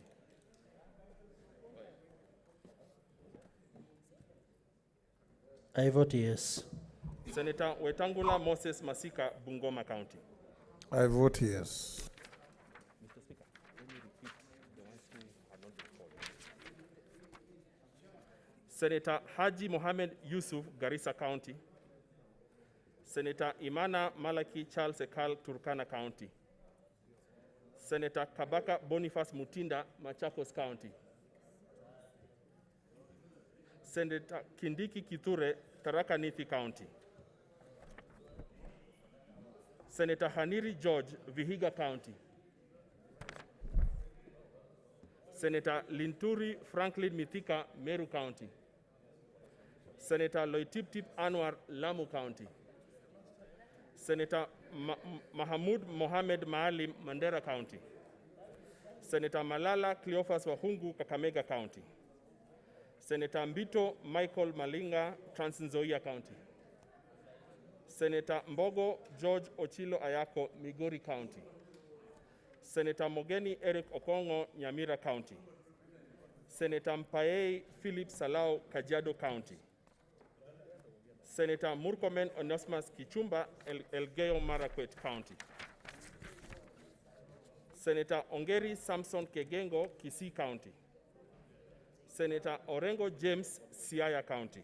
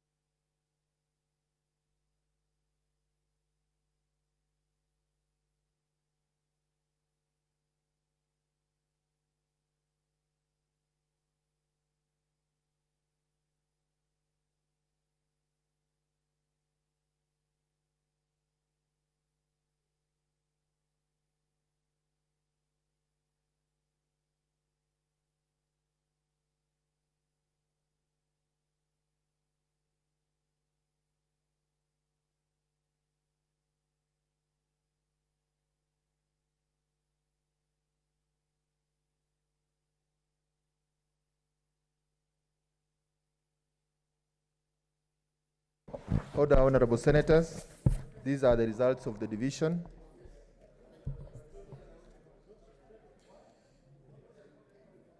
Ayes 31, nays 0, abstention 0. Therefore, ayes have it.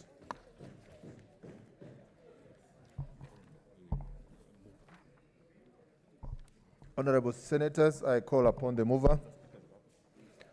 Mover. Senator Bogisho.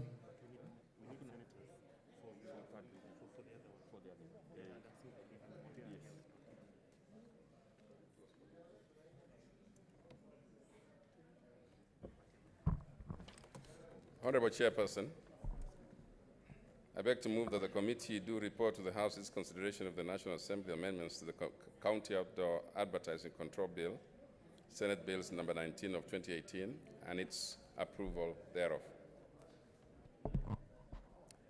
Honorable senators, I put the question, which is that the committee do report to the House its consideration of the National Assembly amendments to County Outdoor Advertising Control Bill, Senate Bills number 19 of 2018, and its approval thereof.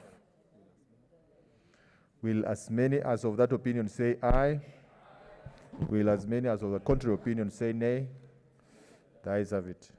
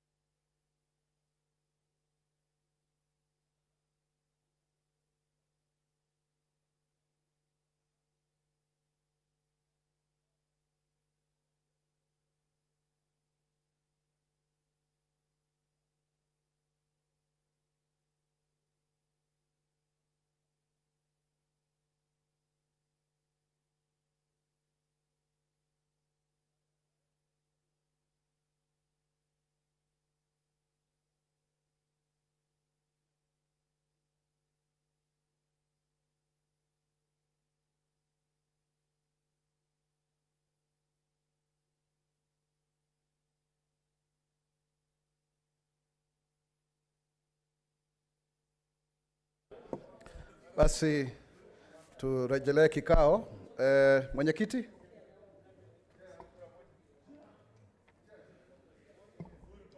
Mwenyekiti Senator Lelegwe.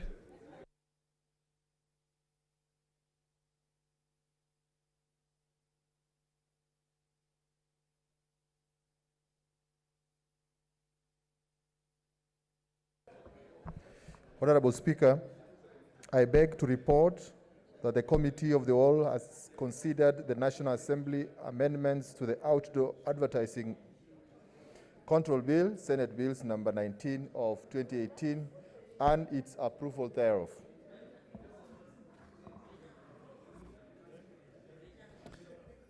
Mwenye mswada, mwenyekiti wa kamati, kiongozi walio wengi. Honorable Speaker, I beg to move that the House do agree with the committee on the said report and ask Honorable Farhia to second. I second.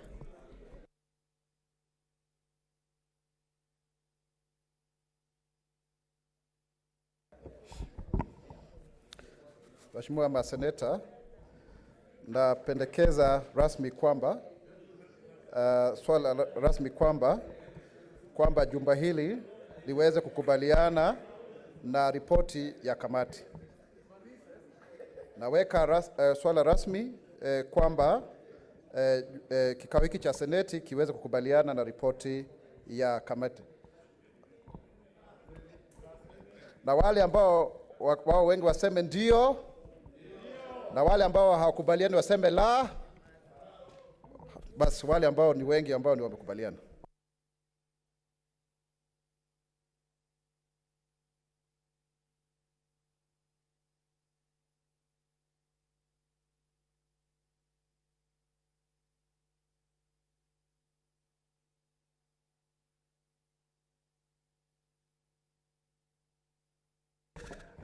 Waheshimiwa maseneta, sasa hivi tutaenda kusoma huo mswada kwa mara ya 3. Tafadhali tunawaomba msiweze kuondoka. Sasa hivi naita kiongozi walio wengi. Mwenyekiti tafadhali. Wewe.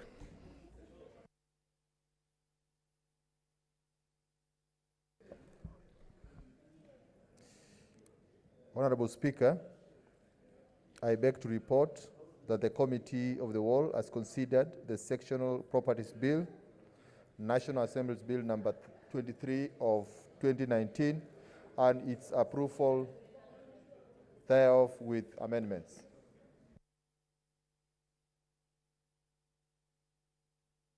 Kwenye mswada, kiongozi walio wengi. Honorable Speaker, I beg to move that the Honorable Speaker, I beg to move that the House do agree with the committee in the said report. Is that the one? Yes. And ask Honorable Faria to second. Mr. Speaker, I second.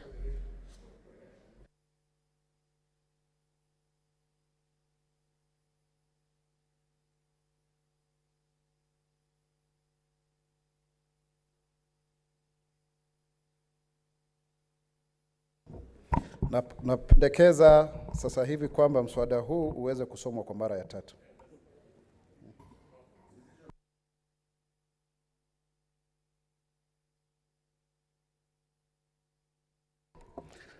Samahani kidogo, bado tunasoma kazi hii.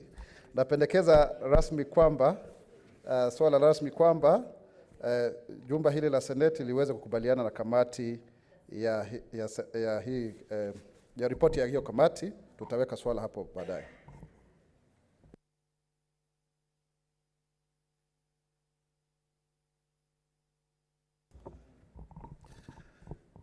Samahani, naweka swala rasmi kwamba bunge hili la seneti liweze kukubaliana na ripoti ya kamati. Tutaweka swala hapo baadaye.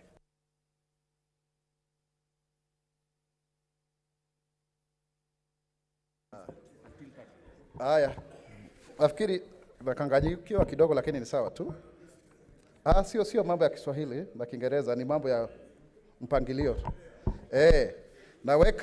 Wacha nirudie tafadhali, Mheshimiwa maseneta.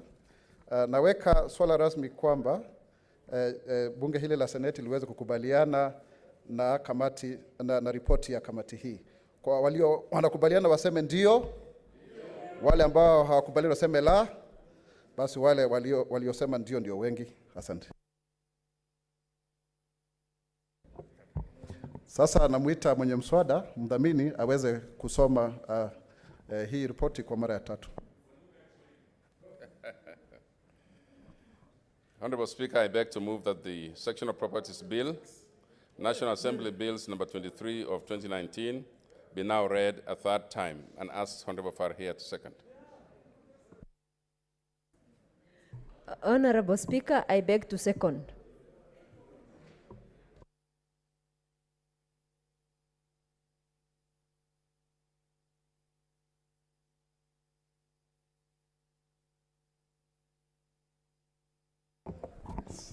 Asante.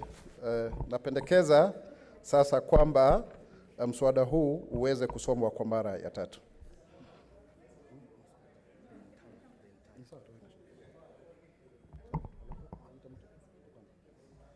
Basi nafikiri Mheshimiwa Maseneta, naona Seneta Naomi Wako, Cherargei Samson Kiprotich, na pia Seneta Gona Zawadi Christine. Sijui nani ambaye angelipenda kuzungumza kwanza. Haya, basi tuende katika hoja ifuatayo.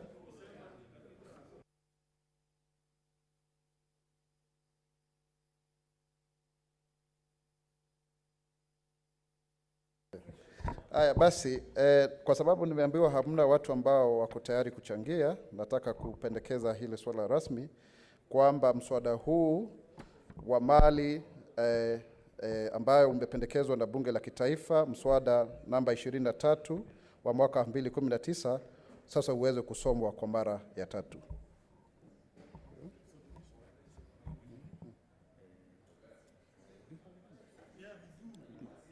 Nafikiri tuko na nambari, tunaweza kupiga kura sasa hivi. Kwa hivyo tupige kengele kwa dakika moja.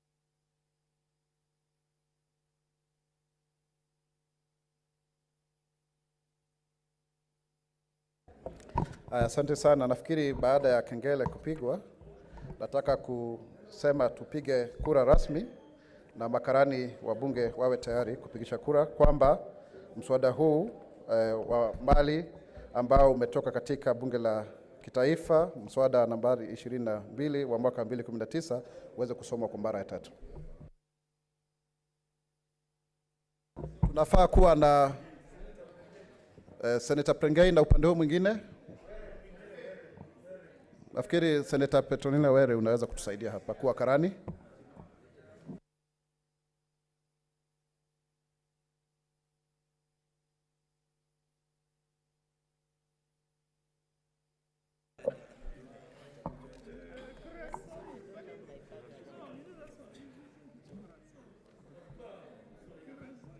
Senator Adan Dulo Fatuma, Isiolo County.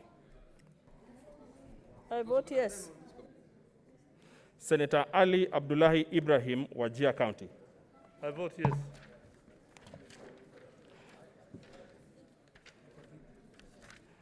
Senator Boy Issa Juma, Kwale County.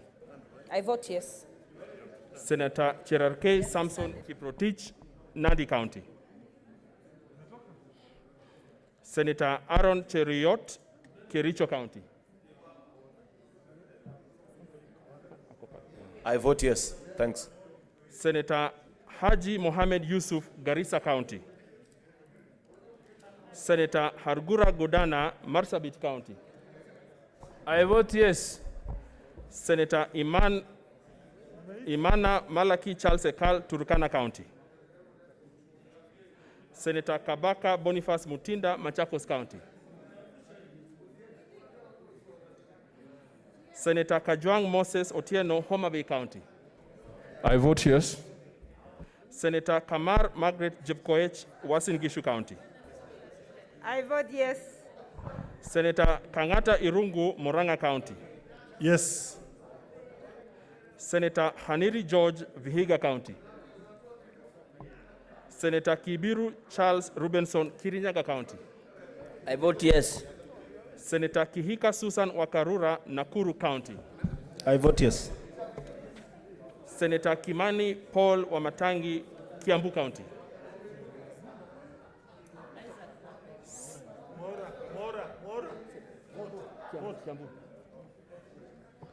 Napiga ndio.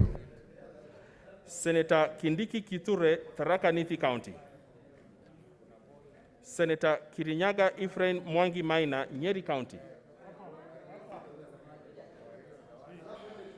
Yeah. I vote yes. I vote yes.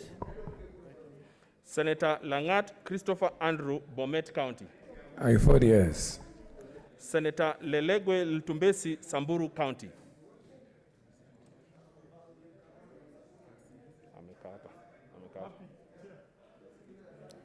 I vote yes. Senator Linturi Franklin Mithika, Meru County. Senator Loitiptip Anwar, Lamu County. Senator Madzayo Stewart Machiru, Kilifi County. I vote yes. Senator Mahamud Mohamed Maalim, Mandera County. Senator Malala Cleophas Wahungu, Kakamega County. Senator Mbito Michael Malinga, Trans Nzoia County. Senator Mbogo George Ochilo Ayako, Migori County. Senator Mogeni Eric Okongo, Nyamira County. Senator Moi Gideon Kipselei Towet, Baringo County.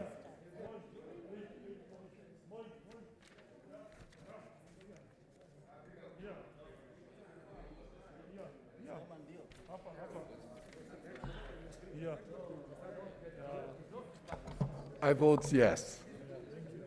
Senator Mpaye Philip Salau, Kajiado County. Senator Murkomen Onesmus Kipchumba, Elgeyo Marakwet County. Senator Mutula Kilonzo Jr., Makueni County. No, Hana. I vote yes. Hana.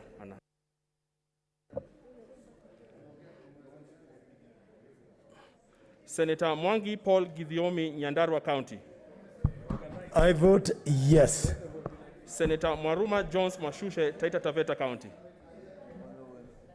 I vote yes. Senator Munyihaji Mohamed Faki, Mombasa County. I vote yes. Senator Nderitu John Kinywa, Laikipia County. Bwana Spika, napiga ndio. Senator Ndwiga Peter Njeru, Embu County.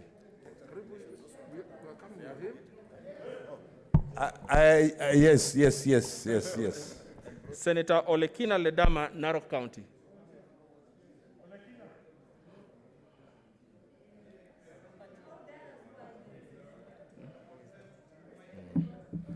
I vote yes. Senator Ongeri Samson Kigengo, Kisii County. Senator Orengo James, Siaya County. Senator Outa Frederick Otieno, Kisumu County. I vote yes. Senator Pogisio Samuel Lesuron, West Pokot County. I vote yes. Senator Sakaja Johnson Arthur, Nairobi County. I vote yes. Senator Wako Sitwila Amos, Busia County.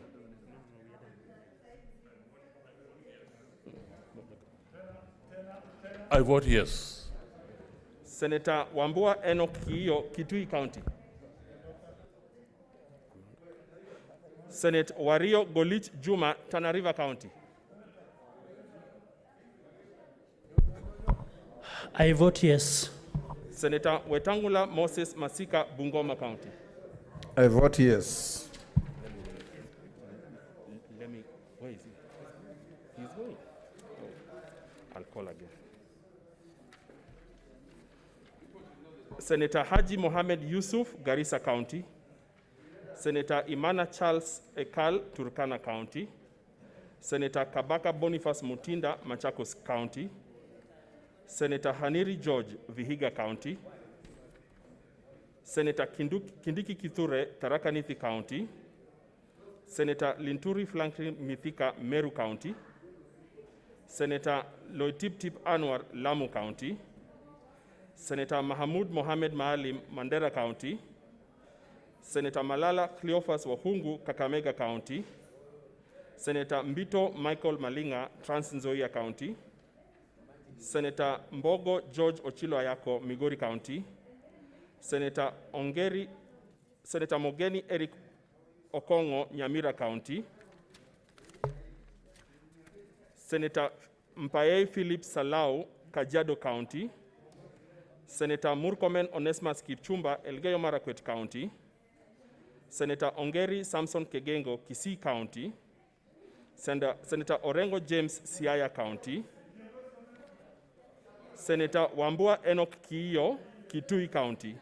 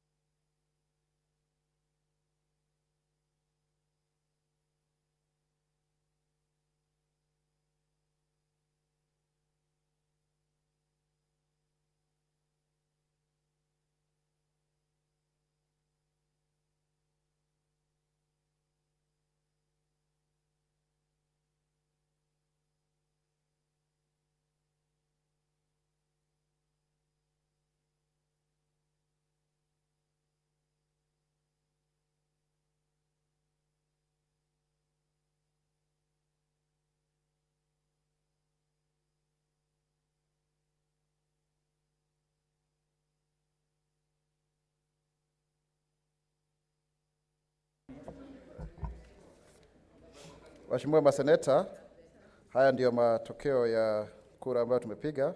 Wale waliosema ndio 29, waliosema la ni 0, ambao hawakupiga kura ni 0. A bill for an act of parliament to provide for the division of buildings into units to be owned by individual proprietors and common property to be owned by the proprietors of the units as tenants in common, and to provide for the use and management of the units and common property and for connected purposes.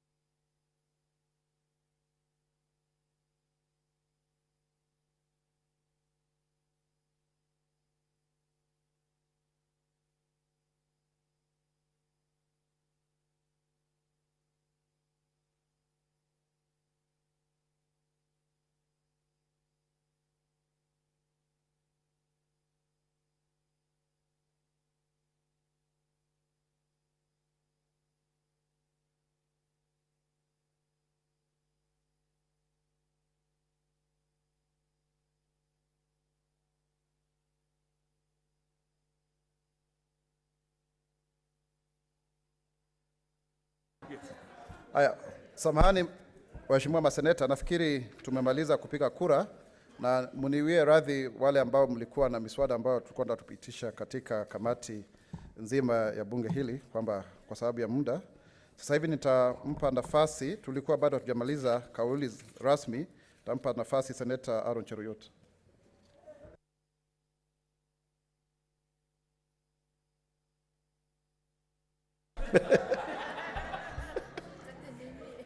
Thank you, Mr. Speaker. Request for a statement. Mr. Speaker, sir, I rise pursuant to Standing Order number 48-1 to seek a statement from the Standing Committee on Finance and Budget regarding the operations of mobile money lending platforms in Kenya. In the statement, the committee should, 1, provide a list of all the licensed mobile money lenders and explain the process followed in granting them operating licenses. 2, explain whether the said mobile money lenders are permitted through their licensure to constantly invite people to borrow through unsolicited messages and calls to potential borrowers. 3, state the reasons for mobile money lenders charging exorbitant interest rates which are not in conformity with the Central Bank of Kenya, capping on interest rates to be charged by financial institutions. 4, outline the steps the national government will put in place to mitigate against this digital borrowing that has become a social menace responsible for depression, suicide, divorce, family breakups, and increased listing of loan defaulters by Credit Reference Bureau. And finally, elucidate on the policy and mitigative measures CBK and Competition Authority of Kenya have put in place to protect Kenyans from the exorbitant interest rate, harsh recovery processes, including forwarding name to CRB and unauthorized usage of personal information by digital mobile lenders. Thank you, Chair. Asante sana Mheshimiwa Seneta Aaron Cheruiyot. Sitampa seneta yote muda wa kuweza kuzungumzia swala hili kwa sababu ya muda. Seneta Fatuma Adulo.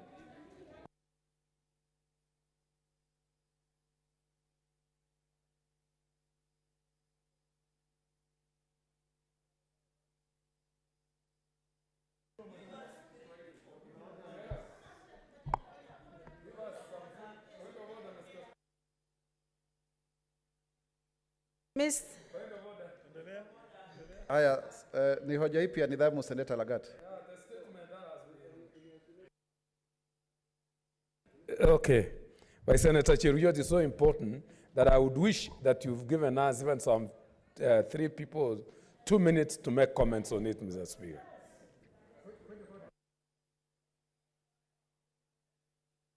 Tafadhali waheshimiwa maseneta, kwa sababu ya muda, bado tuna miswada mingi sana. Nitampatia mtu mmoja peke yake. Kwa hiyo kama Seneta Lagat Kama Seneta Lagat upo tayari kuzungumza na kupatia dakika 2 uzungumzie swala hili. Seneta Lagat. Nafikiri hayupo tayari. Basi Seneta Fatuma Dulo.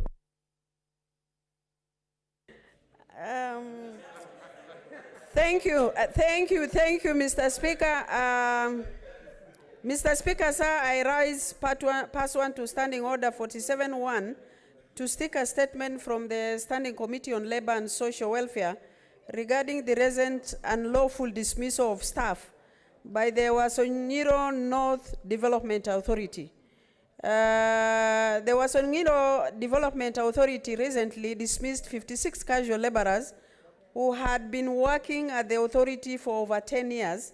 The casual laborers were dismissed without notice or benefits, contrary to the prevailing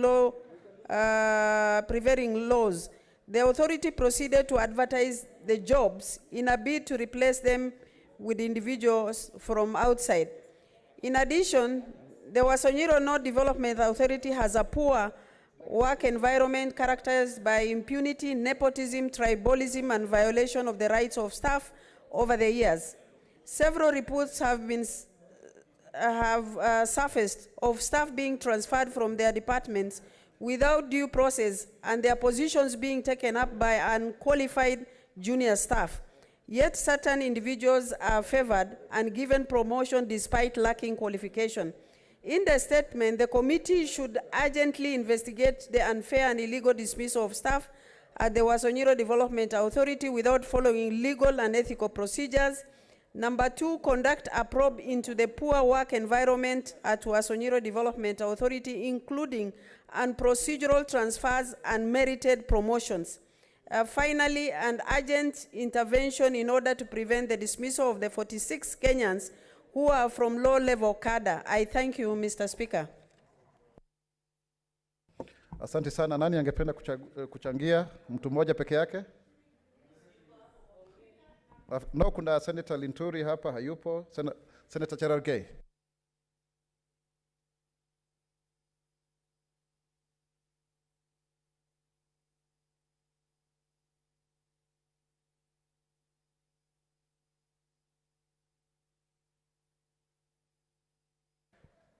Thank you, Mr. Speaker, sir. I want to congratulate Senator Fatuma Dulo for that statement of unfair dismissal. I think, Mr. Speaker, sir, shortly and briefly, is that it is so sad that parastatals, government agencies, county governments nowadays fire the people in a wishful thinking.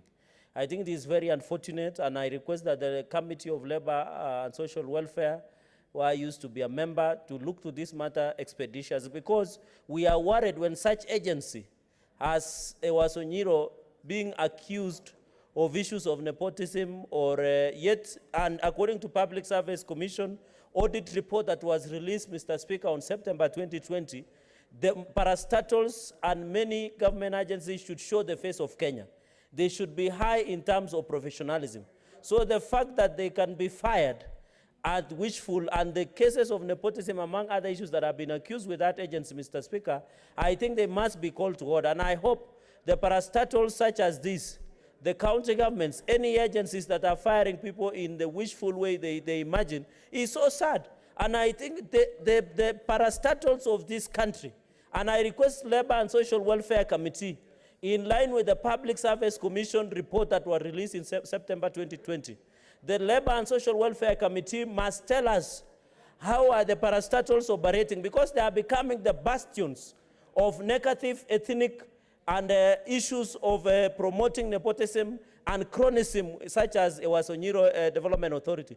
Mr. Speaker, we hope when we come back from recess, the Labor and Social Welfare Committee should give an opportunity. Mr. Speaker, as I conclude, when you look under Article 41, it talks about labor rights. Where is the labor rights in this country, Mr. Speaker, to protect such Kenyans, 96 of them or so, that has been working for 10 years as casual laborers?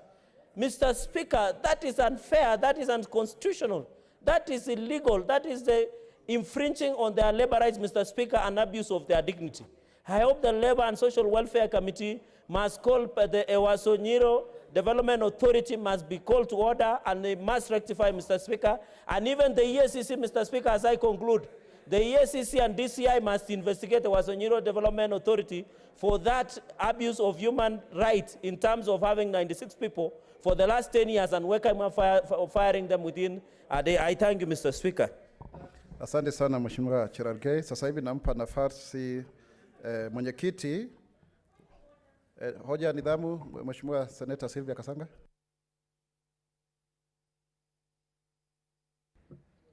Thank you. Mr. Speaker, I want to request your chair, please. There's a statement that was committed to the ad hoc committee on COVID-19 by Senator Falhada. And as you are aware, our mandate is coming to an end at the end of this month as we come out of recess. I am requesting that you can redirect that statement to the Committee of Health. Thank you. Asante sana. Nafikiri hilo ni jambo ambalo linajieleza waziwazi kwamba hiyo kauli iweze kutolewa na kamati ya kudumu ya afya. Asante. Sasa nampa nafasi mwenyekiti wa kamati ya haki, sheria na haki za kibinadamu aweze kujieleza kamati yake na mikakati ile ambayo amekuwa nayo, mipango ya kamati. Seneta Naomi Wako. Naomi Wako.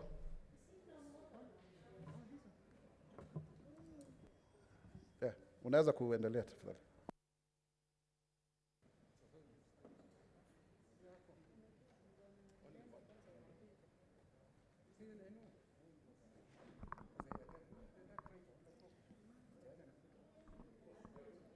Honorable Speaker, I rise pursuant to Standing Orders 51(1)B of the Senate Standing Orders to make a statement relating to the activities of the Standing Committee of Justice, Legal Affairs and Human Rights during the first 3 quarters of the 4th session, that is January to September.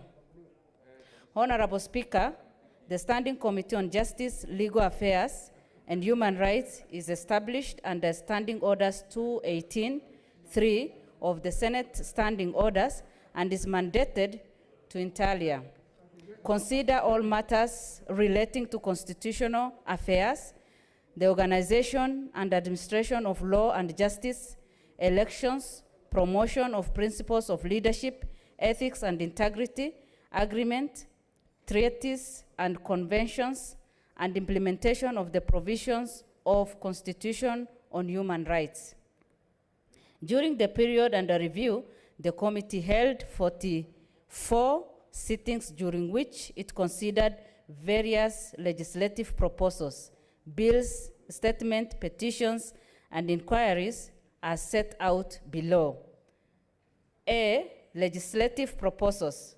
Honorable Speaker, the committee undertook pre-publication scrutiny on 3 legislative proposals which were referred to the committee pursuant to Standing Orders 125(3)A of the Senate Standing Orders, namely the draft Constitution of Kenya Amendment Bill sponsored by Senator Isaac Mwaura, CBS MP. Number 2, the draft Political Party Primaries Bill sponsored by Senator Isaac Mwaura, CBS MP. And the draft number 3, the draft Constitution of Kenya Amendment Bill sponsored by Senator Dr. Michael Mbitu, MP.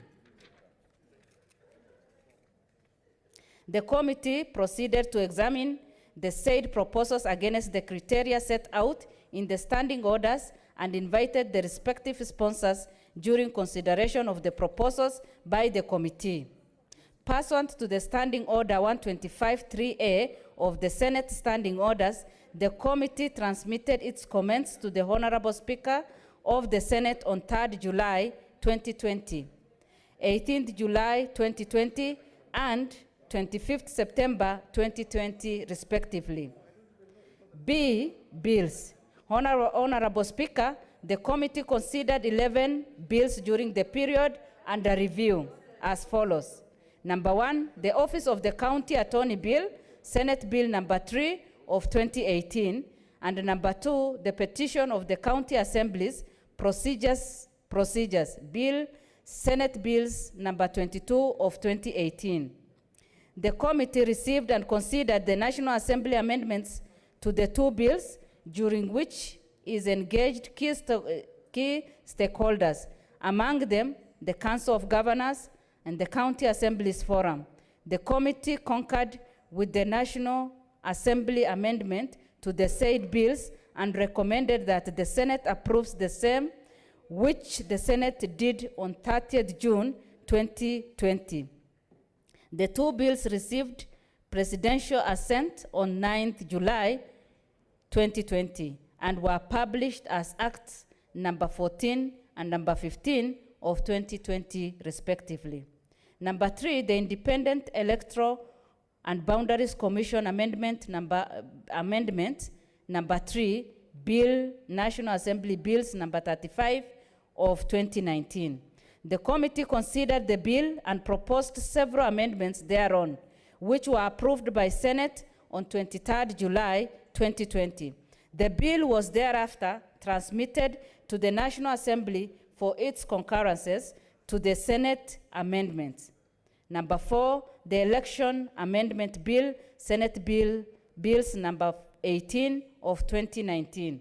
The committee tabled its report on the bill on 4th August 2020, in which it has proposed several amendments to the bill. These are due for consideration at the Committee of the Whole stage. Number 5, Constitution of Kenya Amendment Bill, Senate Bills number 16 of 2019. 6, the Law of Succession Amendment Bill, Senate Bills number 1 of 2020. And number 7, the Parliamentary Powers and Privileges Amendment Bill, Senate Bills number 4 of 2020. The committee has concluded its consideration of the 3 bills and is due to adopt the reports thereon for tabling.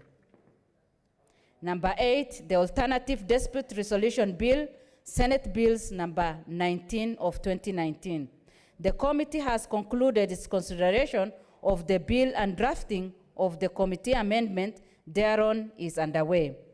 Number 9, the Lifestyle Audit number 2 Bill, Senate Bills number 21 of 2019, and number 10, the Representation of Special Interest Groups Law Amendment Bill, National Assembly Bills number 54 of 2019. Consideration of the 2 bills by the committee is ongoing. Number 11, the Government Contracts Bill, National Assembly Bills number 9 of 2018.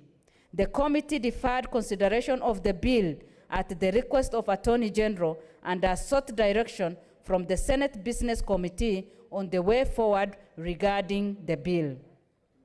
Honorable Speaker, in considering the said bills, the committee has ensured that it complies with the requirement to undertake public participation as set out under Article 118 of the Constitution and Standing Orders 145 of the Senate Standing Orders, where it has not been possible to hold a physical public hearing due to the COVID-19 prevention measures in place.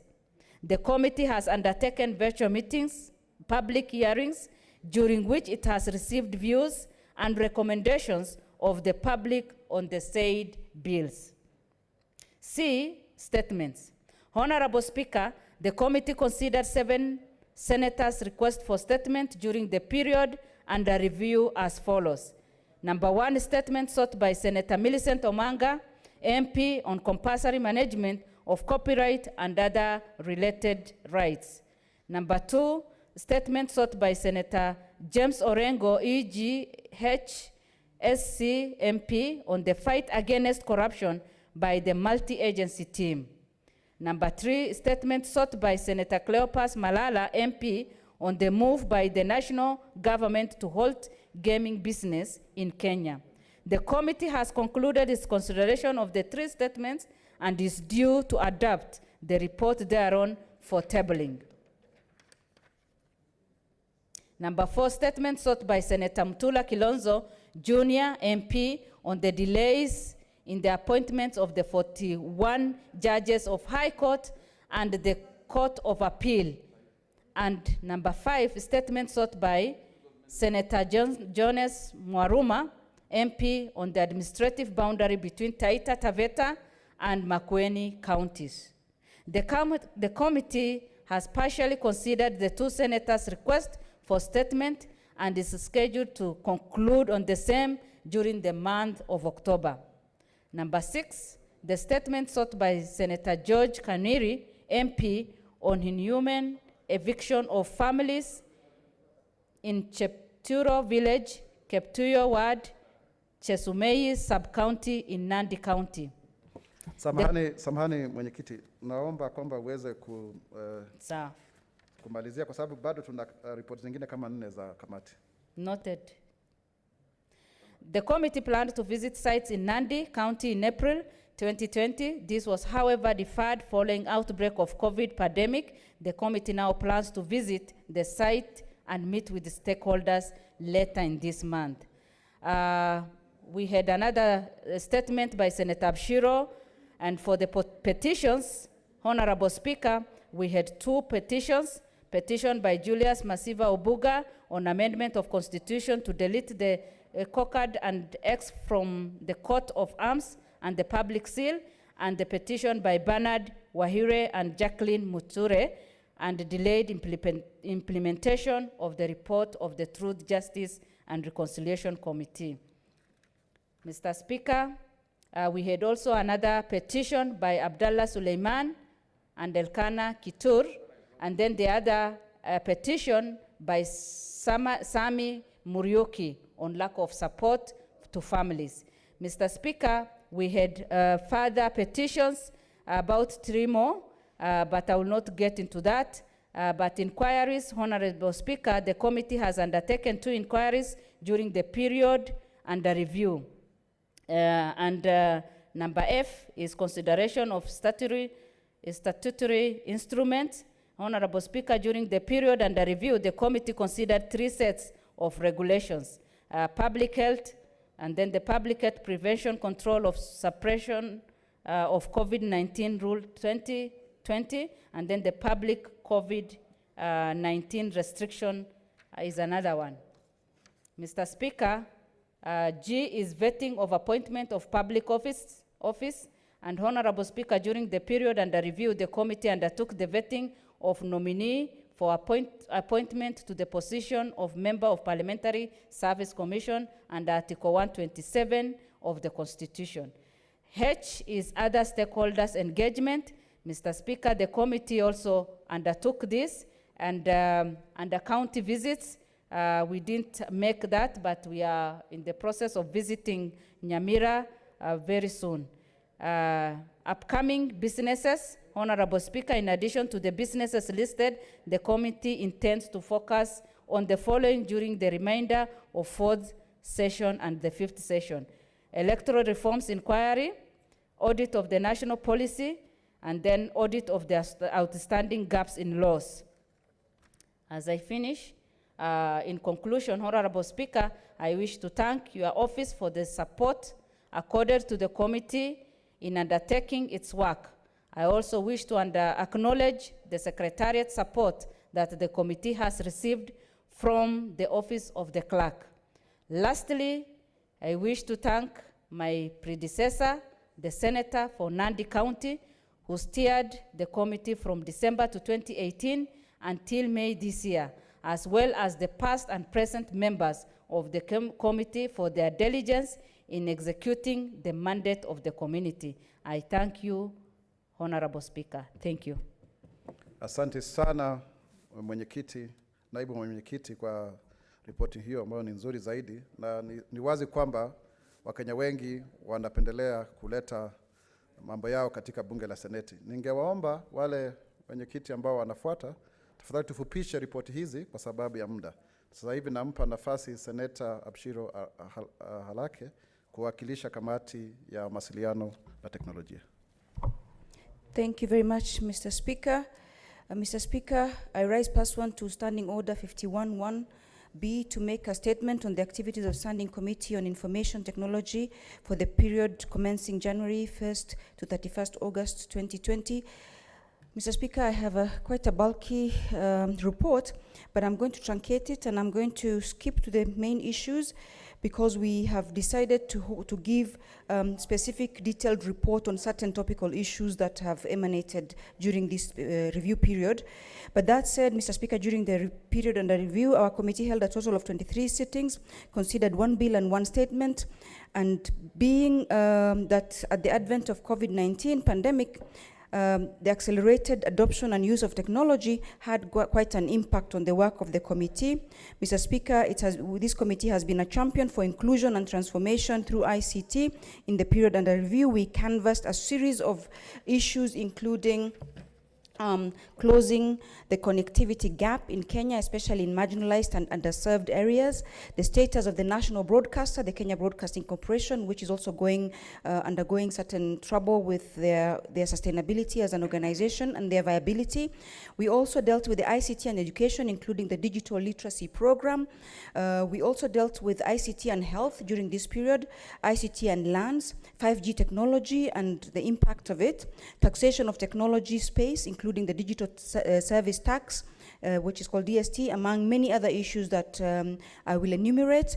But the reason why I'm jumping to this is so that when I truncate and I jump some of these things, that's the scope of the things that the committee has canvassed in the period under review. In respect of bills, Mr. Speaker, the following was considered during the period: the County Outdoor Advertising Control Bill, Senate Bill number 19 of 2018.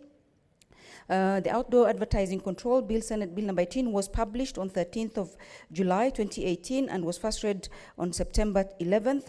If you recall, yesterday was when we actually voted and passed it. So I'm going to skip the details of all the work that has been done on this committee, because as the report has been given, the details of the numerous engagements, public participation, and other engagement with stakeholders is all enumerated in the report, Mr. Speaker. Mr. Speaker, regarding statement pursuant to Standing Order 48.1, the statement by Senator Sylvia Kasanga was referred to the committee during the period under review, and at the sitting of the Senate held on 30th May 2019, Senator Kasanga requested a statement on the status of mobile connectivity for marginalized areas and special projects. The committee held a sitting with the Cabinet Secretary of the Ministry of ICT and Youth and Innovations and the Communications Authority of Kenya in August, and on August 19th, where they report on the various measures being deployed to close connectivity gap in the country, primarily through the use of Universal Service Fund. The committee noted that over and above connectivity challenges, there were also concerns about access to smart devices that's hampering connectivity, including lack of energy in parts of the country that is facing connectivity issues.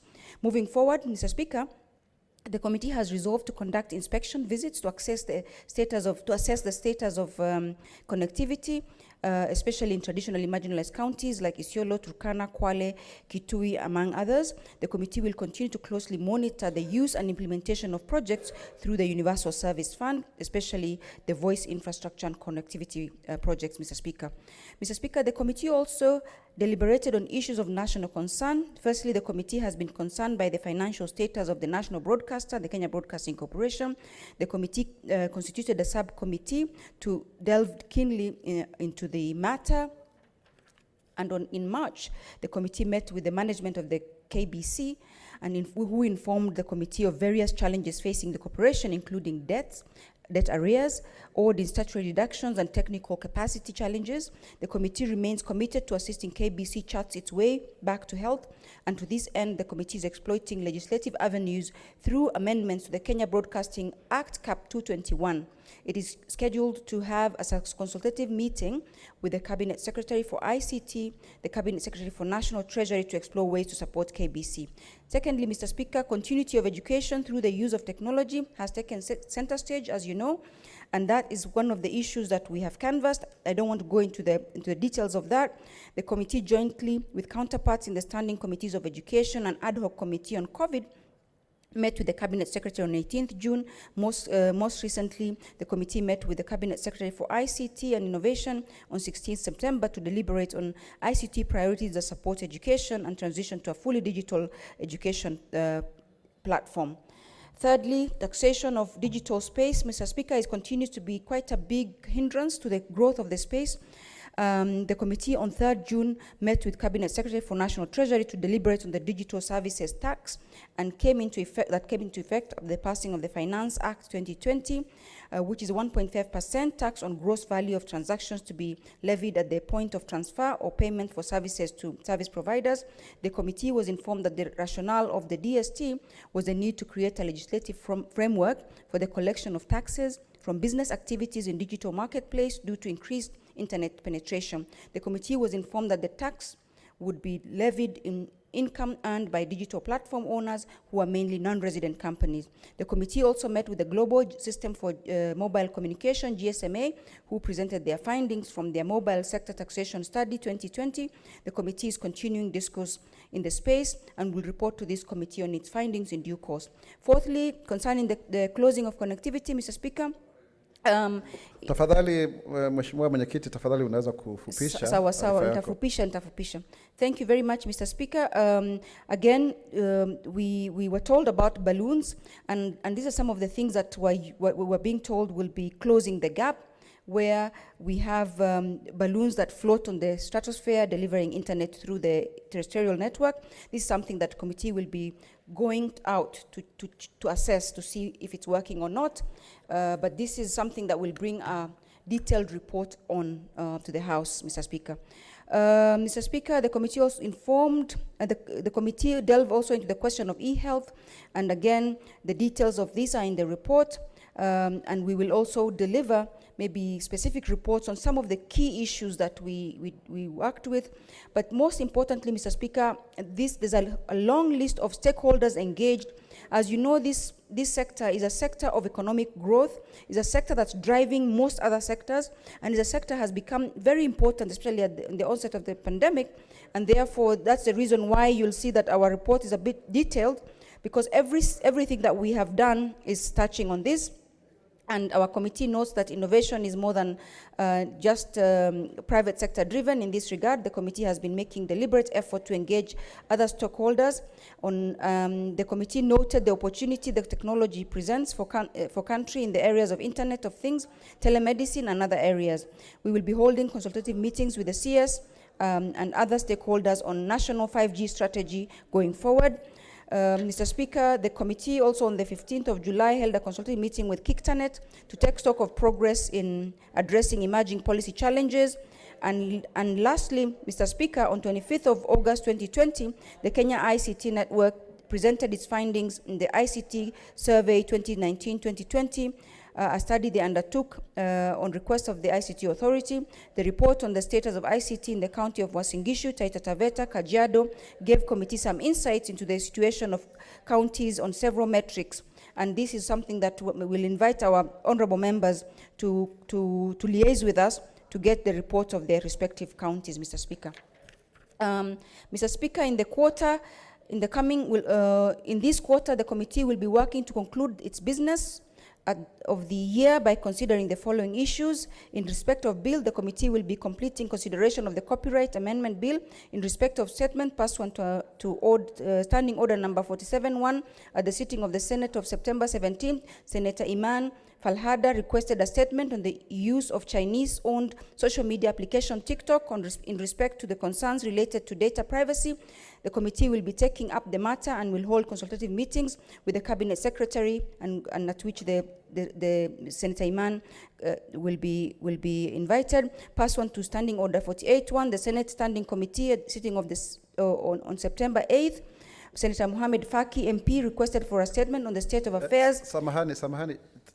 It's the last one. and we will be finalizing that, and we've already met the minister. The committee will conclude its inquiry into the status of affairs of the KBC going forward as well, and the committee will also conduct an inspection visit to Kitui County to inspect installation of masts. A meeting of the Cabinet Secretary of the Ministry of Youth and Innovation will deliberate on the various policy issues that will emanate. Mr. Speaker, let me take the opportunity to thank your office and to thank the committee members and senators who have been very supportive and who have participated alongside the committee members, and I thank you for the opportunity to present this report. But given the topical matters in this, we will be requesting to table different reports from the different areas that I mentioned. I thank you, Mr. Speaker. Asante sana kwa kuwa na ari na motisha wa kuwafanyia Wakenya kazi. Sasa hivi nampa nafasi mwenyekiti wa kamati ya ardhi, mazingira na maliasili, Seneta Githiomi.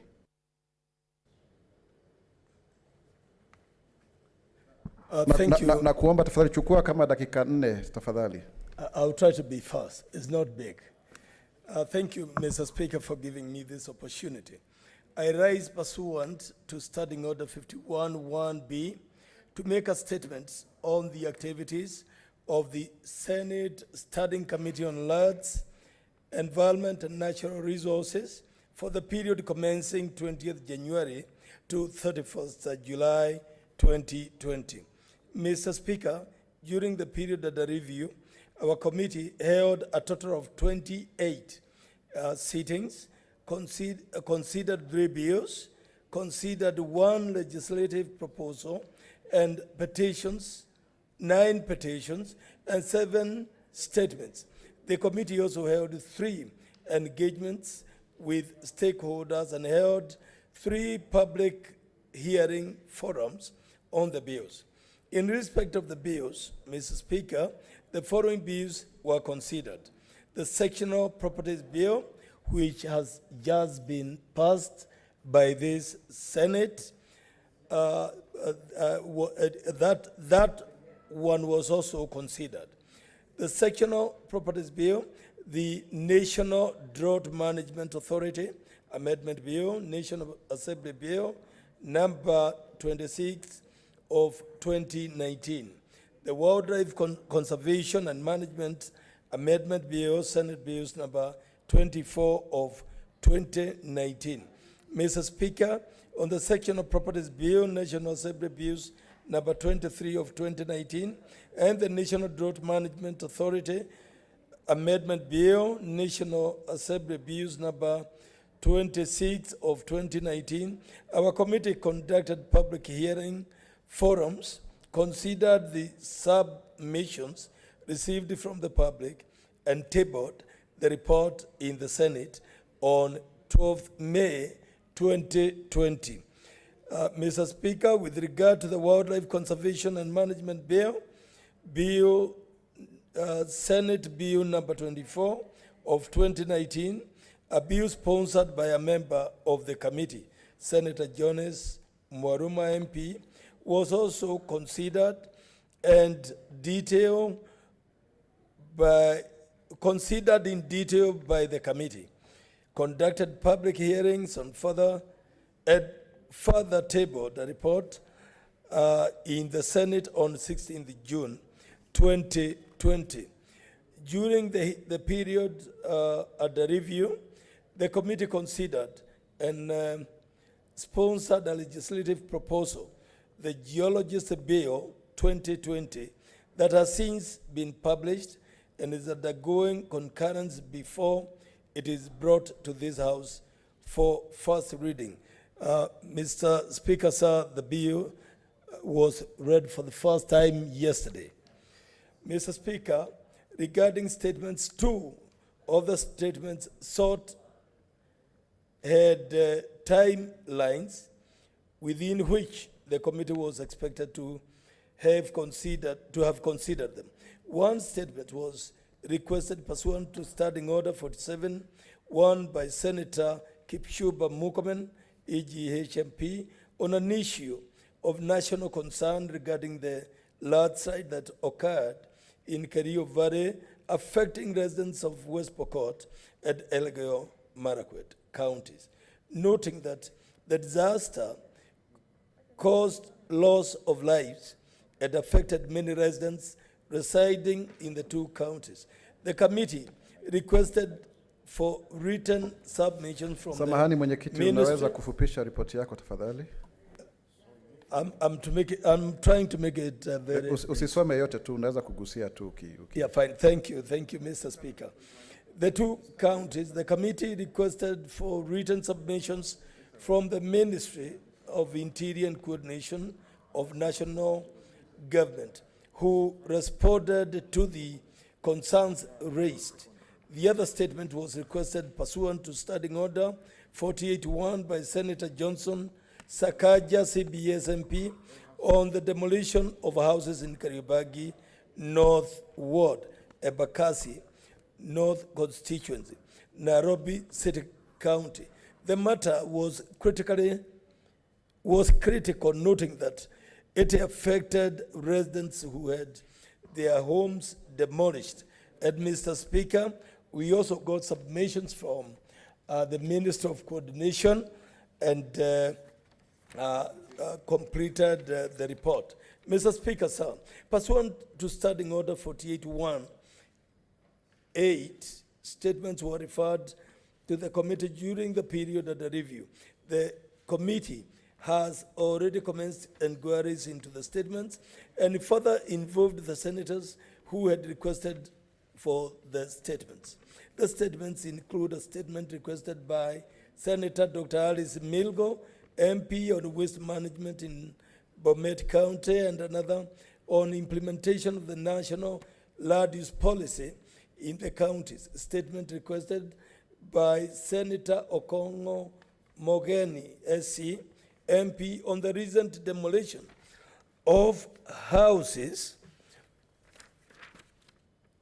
homesteads carried out in Keroka and Nyamira Town, Nyamira County. Statements requested by Senator Johnson Sakaja, MP, on the planned reposition.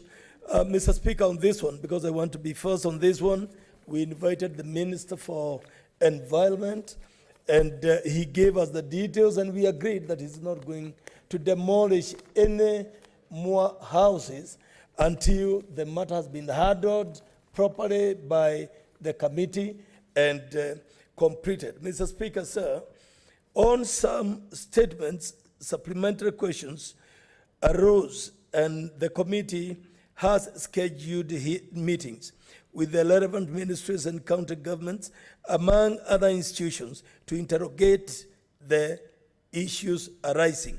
Mr. Speaker, sir, with regard to petitions, the committee has one of the most critical mandates that directly affect the citizens of this country. As a result, 23 petitions have been referred to the committee, and inquiries have already commenced, with some concluded. The committee will be tabling reports of 11 of these petitions following its conclusion of investigations into the matter raised by the petitioners. The committee expects to have widened up with the remainder of petitions during the next report period. Mr. Speaker, to finish my report, in respect of county visits in the period under review, the committee was unable to actualize its scheduled county visits due to the COVID-19 pandemic, hampering in its movement. But following the ease of restrictions, the committee has currently planned to undertake site visits to Kisumu, Kericho, and Nandi counties to interact with residents affected by the alleged environmental degradation and irregular dumping at a landfill in Kajuru, Kisumu East constituency. Residents of Kericho and Bomet counties following on the status of land owned by multinationals in Kericho and Bomet counties. The minority Garek community, following their proposed evictions from South Nandi Forest, I'm just finishing, Mr. Speaker, just finishing. Forest in Nandi County and the residents of Tidereti Sub-County in Nandi County on the operations of Karebe Gold Mining Limited. Mr. Speaker, sir, the committee would like to highlight the following areas that will, from part of its business, form the next quarter. Publication of the Survey Bill 2020 and the Valuers Bill 2020 that were both proposed by the institutions of surveyors of Kenya. Intervene on the matter of IDPs as a result of forest evictions that has been relatively brought more petitions touching on persons evicted from alleged forest land in most parts of the country. Engage relevant stakeholders on the matter of human-wildlife conflict that has continued to be challenged, and engage the National Treasury and other stakeholders on the matter of mining royalties and the status of disbursement to communities. Signed by Senator Mwagipo Githiomi MP, Chairperson, Mr. Speaker, sir. Asante sana Mheshimiwa wa kamati ya ardhi, mazingira na mali asili kwa umahiri wako. Na ni ajabu sana kuona kwamba hiyo kazi yote inafanywa na waheshimiwa maseneta ilhali pia wanashughulikia wananchi kwa kazi za kila siku. Sasa hivi nampa fursa mwenyekiti wa kamati ya kudumu ya uwiano wa kitaifa, usawa wa fursa na ujumuishwaji wa kimaeneo, Mheshimiwa Naomi Shiunga, na utatupatia ripoti rasmi ya kamati. Thank you, Mr. Speaker, for giving me this opportunity. Mr. Speaker, sir, I'd like to give a statement relating to the activities of the Standing Committee on National Cohesion, Equal Opportunity and Regional Integration, pursuant to Standing Order 51(1)B, for the period commencing 1st January to 30th August 2020. Mr. Speaker, sir, I rise pursuant to Standing Order 51(1)B to make a statement on the activities of the Standing Committee on National Cohesion, Equal Opportunity and Regional Integration for the period commencing 1st January to 30th August 2020. Mr. Speaker, sir, during this period, or during period under review, the committee held a total of 38 sittings. Speaker, the committee considered 2 statements by Senator Cleophas Malala MP on ethnic and regional distribution of higher cadre jobs in all government institutional agencies, and another statement from Senator Mutula Kilonzo Jr. on the plight of internally displaced persons. The response were considered and the statement seekers were present during the meeting with the relevant ministries to raise supplementary questions, and the matter was concluded. Mr. Speaker, sir, with regard to petition, the committee considered 1 petition concerning Kibera internally displaced persons, IDPs, which was committed to the committee on the 19th November 2018. The committee met the petitioners, the committee met the petitioners, considered the matter and met Cabinet Secretary in charge of internal security and coordination of national government, and concluded the issues related to petition. The report has been adopted, awaiting tabling. Mr. Speaker, sir, the committee held another meeting with the Ministry of Transport, Infrastructure, Housing, Urban Development and Public Works regarding its policies and laws to ensure implementation of Convention on the Rights of Persons with Disabilities. It is worth noting that the ministry is currently in the process of petitioning Parliament in the enactment of the relevant bills to effect full protection and realization of access rights for BWD to building and other public works. The proposed bills are draft national building regulations and draft housing bill and draft slum upgrading and prevention bills. Speaker, sir, committee held a consultative meeting with the National Council of Persons with Disabilities. Speaker, sir, the committee held a consultative meeting with the National Council of Persons with Disability on the measures taken to assist persons living with disability during COVID-19 pandemic and the impact of various measures in place for the prevention and control of pandemic on the person living with disability and steps taken to alleviate adverse effects on such measures on persons living with disability. Speaker, sir, the committee also met with the National Cohesion and Integration, NCIC, to deliberate on the NCIC report on ethnic and adverse audit on the County Public Service Board. However, due to COVID pandemic, the committee was unable to undertake the county visit to ascertain the adversely mentioned counties, but with the flattening curve of COVID curve, the committee will pursue the county visit as per program activities. The committee also held a meeting with the Kenya members of the East Africa Legislative Assembly, IALA, to deliberate on issues of regional integration and conflict resolution. During the sitting, a quarterly meeting was agreed to be held between the committee and the IALA members to discuss issues of non-tariff barriers, mutual recognition agreement, and challenges of East Africa Community, EAC. Mr. Speaker, during the period under review, the committee participated in the International Peace Day held in Narok County on Monday, 21st September 2020 in Narok County.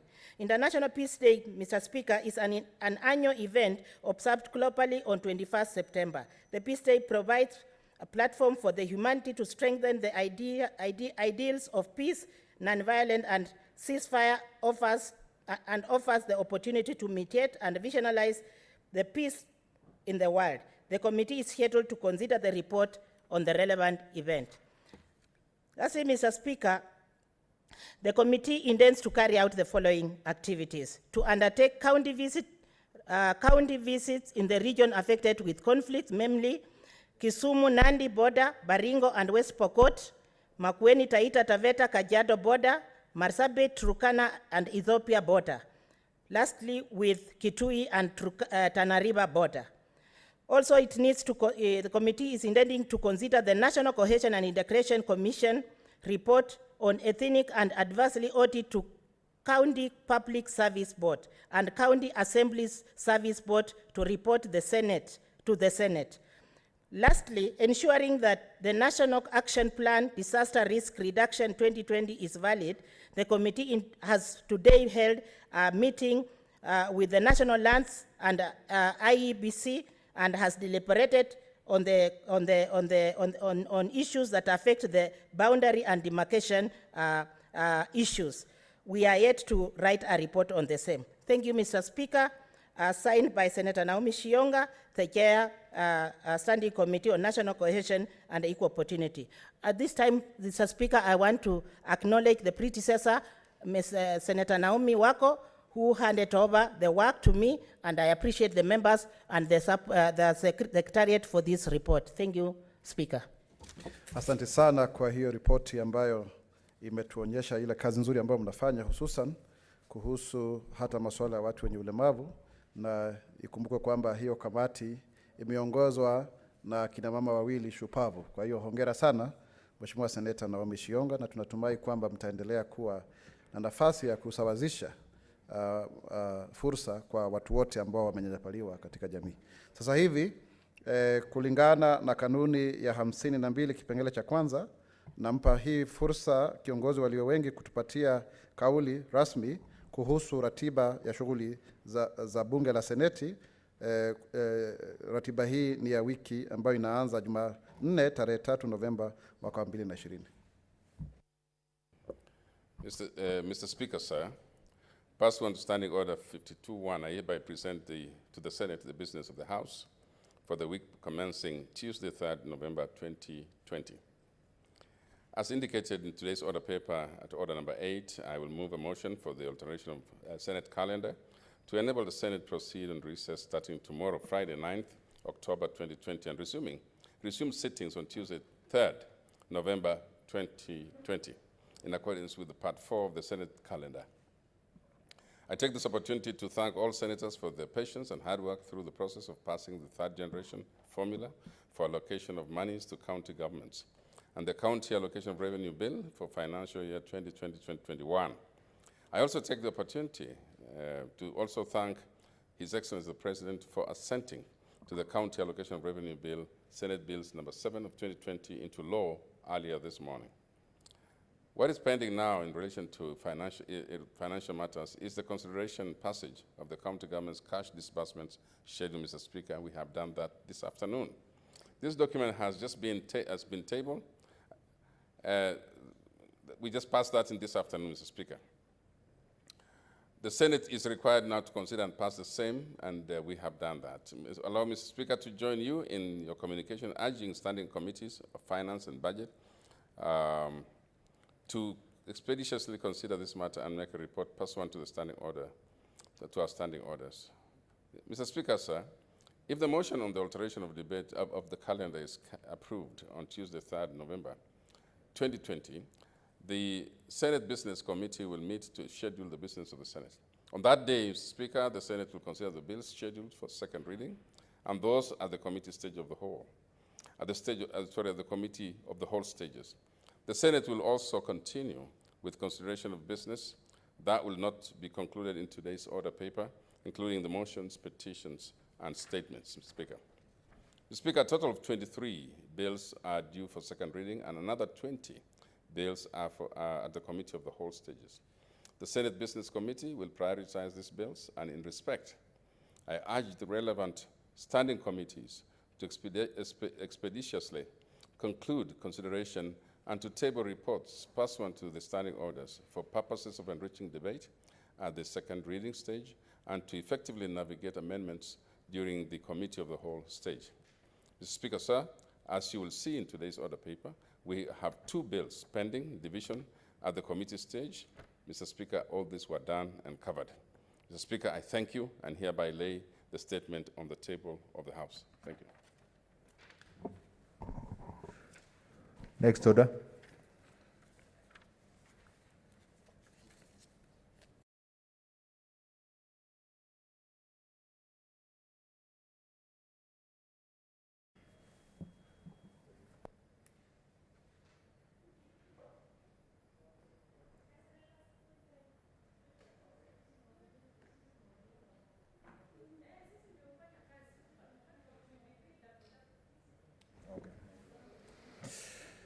Order, honorable senators.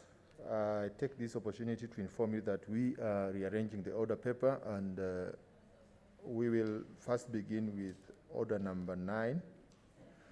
And order number 9. Order number 9, motion, extension of time to consider the Railway City Development Authority Order 2020. Chairperson.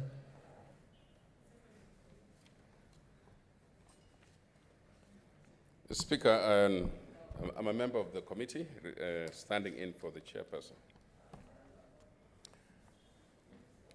Mr. Speaker, I beg to move that aware that the Sessional Committee on Delegated Legislation is established under Standing Order 221 of the Senate Standing Orders and is charged with the responsibility of scrutinizing statutory instruments laid before the House, and that pursuant to Standing Order 2213B, the committee is mandated to consider in respect of any statutory instrument whether the statutory instrument infringes on fundamental rights and freedoms of the public.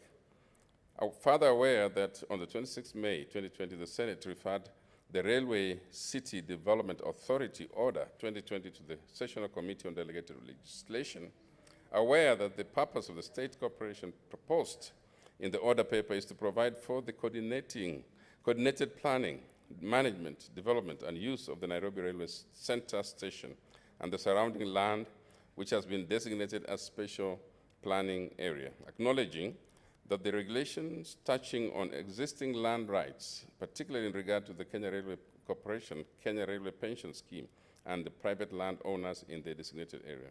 Noting that due to the gravity of the impact of the regulations, the committee met with the Cabinet Secretary for Transport, Infrastructure, Housing, Urban Development and Public Works on Wednesday, 29th July 2020, and the National Land Commission on 5th August and 16th September 2020, and further invited the Ministry of Lands and Physical Planning to appear before it on Wednesday, 30th September 2020.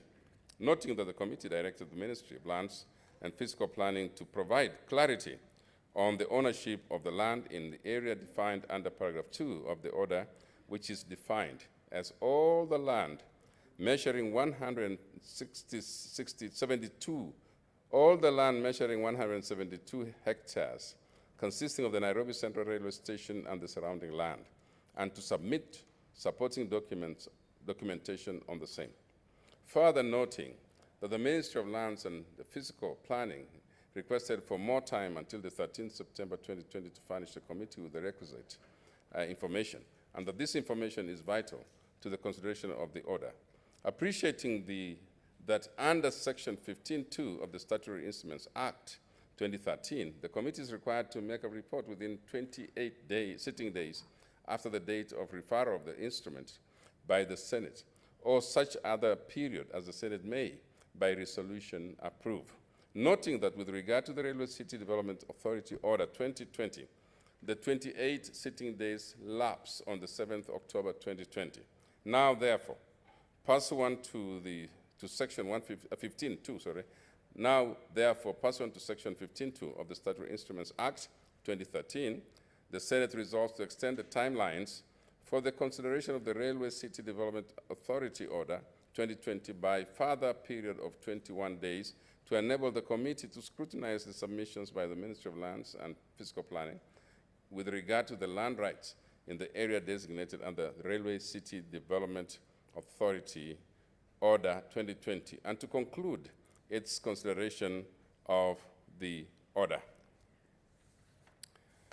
Mr. Speaker, I do not want to go into the details of the background information, but just because most members might not know what this is about, Mr. Speaker, the proposed authority is supposed to manage Nairobi Railway City, and the project is one of the priority undertakings embodied under the Nairobi Integrated Urban Development Plan.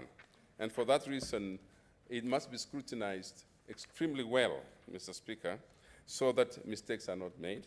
It's a very big undertaking by government and the private sector.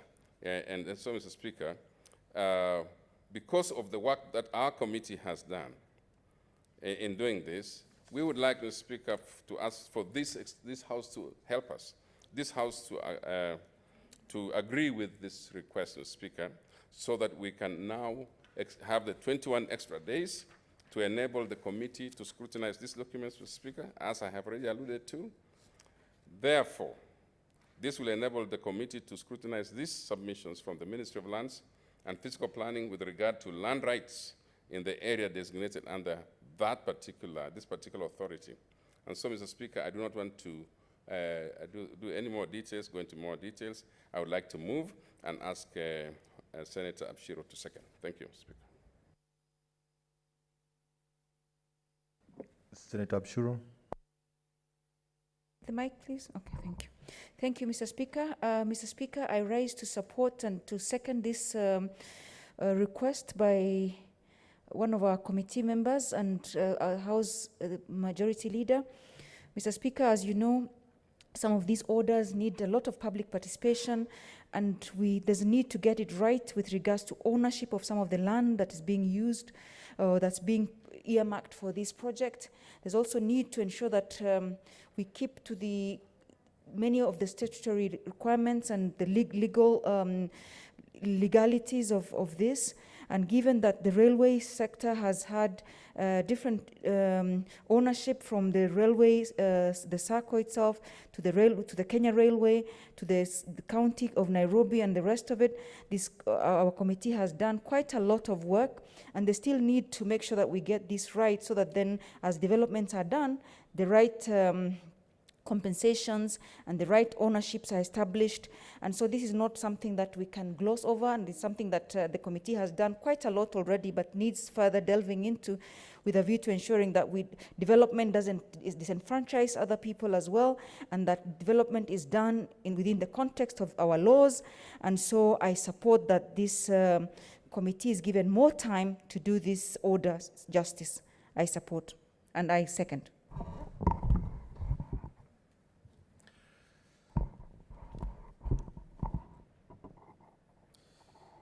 Honorable Senators, I propose the question, which is that aware that the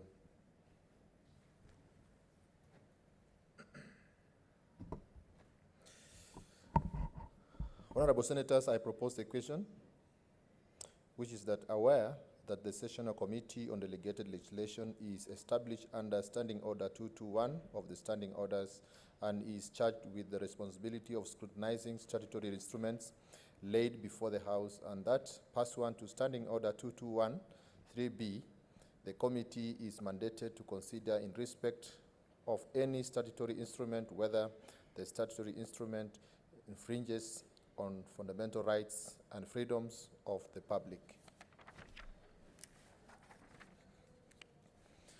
Further aware that on the 26th May 2020, the Senate referred the Railway City Development Authority Order 2020 to the Sessional Committee on Delegated Legislation. Aware that the purpose of the state corporation proposed in the order is to provide for the coordinated planning, management, development, and use of the Nairobi Railway Central Station and the surrounding land, which has been designated as a special planning area.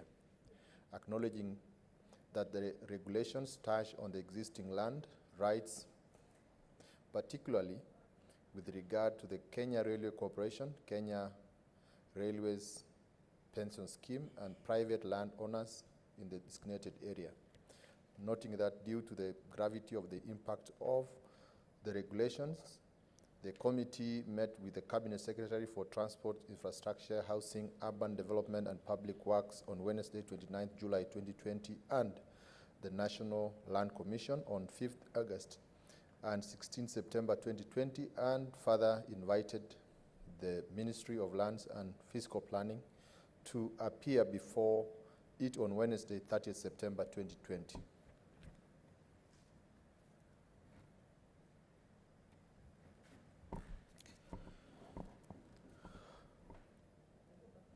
Noting that the committee directed the Ministry of Lands and Fiscal Planning to provide clarity on the ownership of the land in the area defined under paragraph 2 of the order, which is defined as all the land measuring 172 hectares consisting of the Nairobi Central Railway Station and the surrounding land, and submit supporting documents on the same.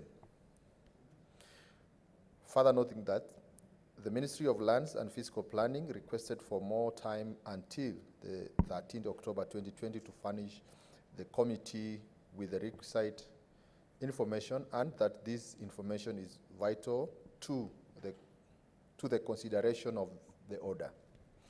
Appreciating that under Section 15(2) of the Statutory Instrument Act 2013, the committee is required to make a report within 28 sitting days after the date of the referral of the instrument by the Senate, or such other period as the Senate may by resolution approve. Noting that with regard to the Railway City Development Authority Order 2020, the 28 sitting days lapsed on 7th October 2020. Now, therefore, pursuant to Section 15(2) of the Statutory Instruments Act 2013, the Senate resolves to extend the timelines for the consideration of the Railway City Development Authority Order 2020 by a further period of 21 days to enable the committee to scrutinize the submission from the Ministry of Land and Fiscal Planning with regard to land rights in the area designated under the Railways City Development Authority Order 2020, and to conclude its consideration of the order.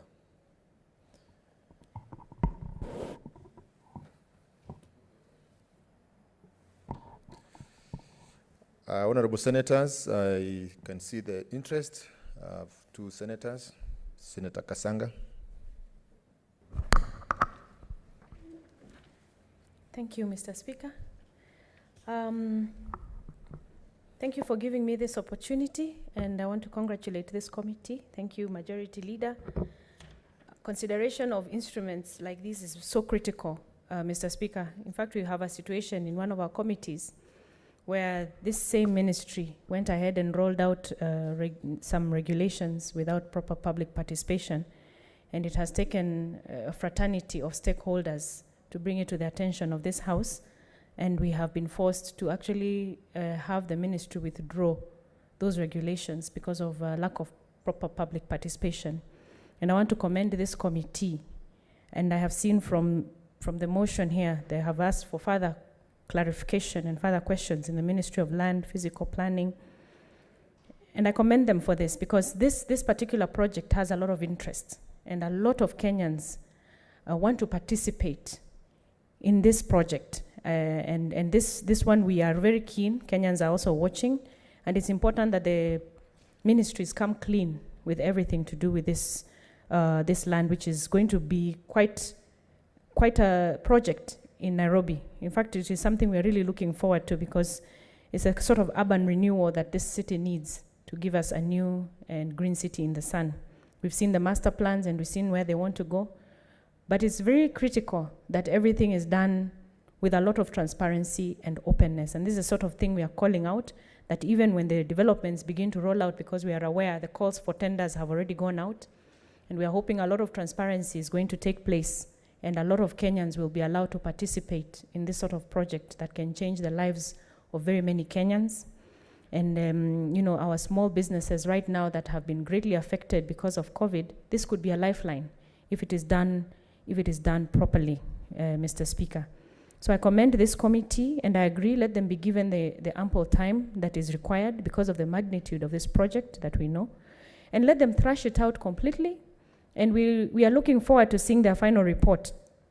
And more importantly, that the regulations are proper, representative of what Kenyans want to benefit Kenyans, and most importantly, that the ministry will do things with a lot of openness and transparency. Thank you, Mr. Speaker. I support the motion. Senator Gertrude Musuruve. Thank you, Honorable Speaker, for giving me an opportunity to support this motion. And Honorable Speaker, as I give my thoughts, I want to say that yes, Nairobi is actually the capital city of Nairobi, is actually the capital city of Kenya. It is cosmopolitan and it is a very busy town. And people keep migrating to Nairobi. Yes, indeed, there is already a proposition to have the Kenya Railway Place, becoming a special planning area. But Honorable Speaker, I want to say that even as we think through this issue, we really must empathize and put ourselves in the shoes of Kenyans who are already living there. I'm fully aware that there are quite a number of Kenyans who have lived there. They were born there. They even got married there. They have even children and grandchildren there. And some of them have not known any other home other than that particular area. So, Honorable Speaker, I want to say that as the Ministry of Lands and Physical Planning request for more time, it is my plea as a senator that we also look into the plight of these Kenyans. I saw on the media at one point, just youth saying that they have no other home to go to. They have not known any other home. So it is important also that even as this preparation is being done, even this planning when it's being done, that these Kenyans brought on board, so that if you're saying that it will be private enterprise, there's need to also ask ourselves, where will these Kenyans go? So that they are also placed somewhere, so that they are not desperate. And I want to say, Honorable Speaker, that as a Senate, we are actually mandated constitutionally to protect every Kenyan, even those Kenyans who are unable to protect themselves and provide security for themselves and their families. The state is supposed to actually provide security for them. And that is a constitutional demand which we must respect, which we must honor. So even if that place will be bought, we should not be, in a hurry. We should not be happy about, taking out tenders and all that, people bidding. Even as people bid, we have to ask ourselves, where will these Kenyans go? Because some of them were left by their grandfathers in that place. There's some houses around there. People are left by their grandfathers, by their fathers, and they do not know any other home. So I want to say that the issue of placement should be at the center of this time frame that has been given. I want to say, Honorable Speaker, that yes, this committee ought to have presented the report on the floor of the Senate in 28 days, but I want to say that it is well-meaning and it is well thought that the report should come much later, so that a lot of interrogation is done, and even the Ministry of Lands and Planning also, finds out in terms of ownership. If we have Kenyans who have legal documents that are, speak to the issue that they are the ones who possess that land, so there is need to compensate them. And Honorable Speaker, when I'm talking about issues of compensation, it should take into consideration the issue of market rates. It should take into consideration that this area is in Nairobi. It should take into consideration that there is actually need to place them. So, Honorable Speaker, I stand here as a senator to say that as a senator, we must protect the vulnerable. We must protect even those who cannot support themselves. So those Kenyans who are living there need to be compensated, and the government should ensure that they're living just like any other, Kenyan, so that whatever issues that are done, even when it comes to purchasing, bidding for tenders and all that, people are even free at heart, that they did not hurt the vulnerable and the poor families. So, Honorable Speaker, I want to say that even that place is usually, there are people also do business there, they do their marketing there, so there's need to consider these people and see, what will happen to their market, because the what is what will really make us stand as a Senate, that we defended the vulnerable, we protected Kenyans, because we have a duty constitutionally to do that. So I want to say that people should not be happy tender, offering tenders and all that, and people bidding. Let us also think about the poor. Let us also think about the vulnerable, because it is not only our mandate, but it is also godly to protect the poor. It is also godly to protect the vulnerable in this country, Honorable Speaker. So I want to say that in as much as I support this motion, I want to suggest that the poor, the vulnerable of this country must be at the center stage of whatever is going to happen. Thank you, Honorable Speaker. I support with the considerations that I've given. Thank you. Honorable Senators, there are no more requests on this order. I therefore call upon the mover to reply.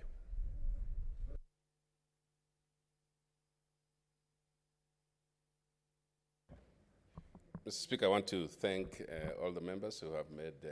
sorry, Mr. Speaker, I beg to reply. And in replying, Mr. Speaker, I would like to consider those members who have made their contribution in allowing the committee, the sessional committee on delegated legislation, to have the extended time to consider those documents that are coming from government in order for us to finalize our report and consideration of the regulations of the Railway City Development Authority. Mr. Speaker, I want to thank Senator Kasanga, Senator Msurube, for being very supportive of the same. Mr. Speaker, with those few remarks, I beg to reply. Thank you.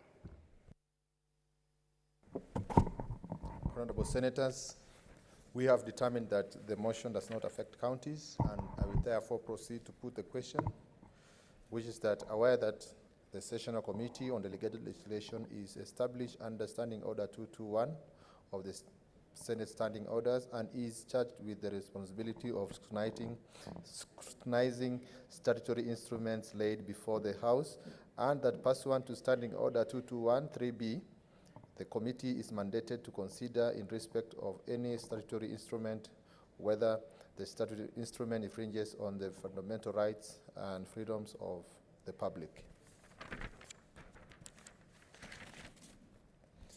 Further aware that on the 26th May 2020, the Senate referred the Railway City Development Authority Order 2020 to the Sessional Committee on Delegated Legislation. Aware that the purpose of the state cooperation proposed in the order is to provide for the coordinated planning, management, and development and use of the Nairobi Railway Central Station and the surrounding land which has been designated as a special planning area. Acknowledging that the regulations touch on the existing land rights, particularly with regard to the Kenya Railway Corporation, Kenya Railways Pension Scheme, and private landowners in the designated area. Noting that due to the gravity of the impact of the regulations, the committee met with the Cabinet Secretary for Transport, Infrastructure, Housing, Urban Development, and Public Works on Wednesday, 29 July 2020, and the National Land Commission on 5th August and 16th September 2020, and further invited the Ministry of Lands and Fiscal Planning to appear before it on Wednesday, 30th September 2020. Noting that the committee directed the Ministry of Lands and Fiscal Planning to provide clarity on the ownership of the land in the area defined under paragraph 2 of the order, which is defined as all the land measuring 172 hectares consisting of the Nairobi Central Railway Station and the surrounding land, and to submit supporting documents on the same. Further, noting that the Ministry of Lands and Fiscal Planning requested for more time until the 13th October 2020 to furnish the committee with the requisite information, and that this information is vital to the consideration of the order. Appreciating that under Section 15.2 of the Statutory Instrument Act 2013, the committee is required to make a report within 28 sitting days after the date of the referral of the instrument by the Senate, or such other period as the Senate may, by resolution, approve. Noting that, with regard to the Railway City Development Authority Order 2020, the 28 sitting days lapsed on 7th October 2020. Now, therefore, pursuant to Section 15.2 of the Statutory Instruments Act 2013, the Senate resolves to extend the timelines for the consideration of the Railway City Development Authority Order 2020 by a further period of 21 days to enable the committee to scrutinize the submission from the Ministry of Lands and Fiscal Planning with regard to land rights in the area designated under the Railway City Development Authority Order 2020, and to conclude its consideration of the order. Will as many as of that opinion say aye? Aye. Will as many as of the contrary opinion say nay? The ayes have it.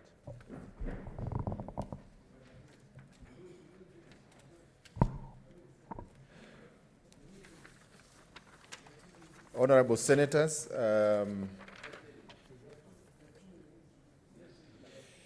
we go back to order number 8. Order number 8, alteration of the Senate calendar regular sessions for the 4th session 2020.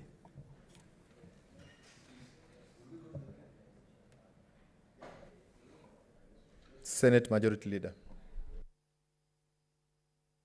Okay.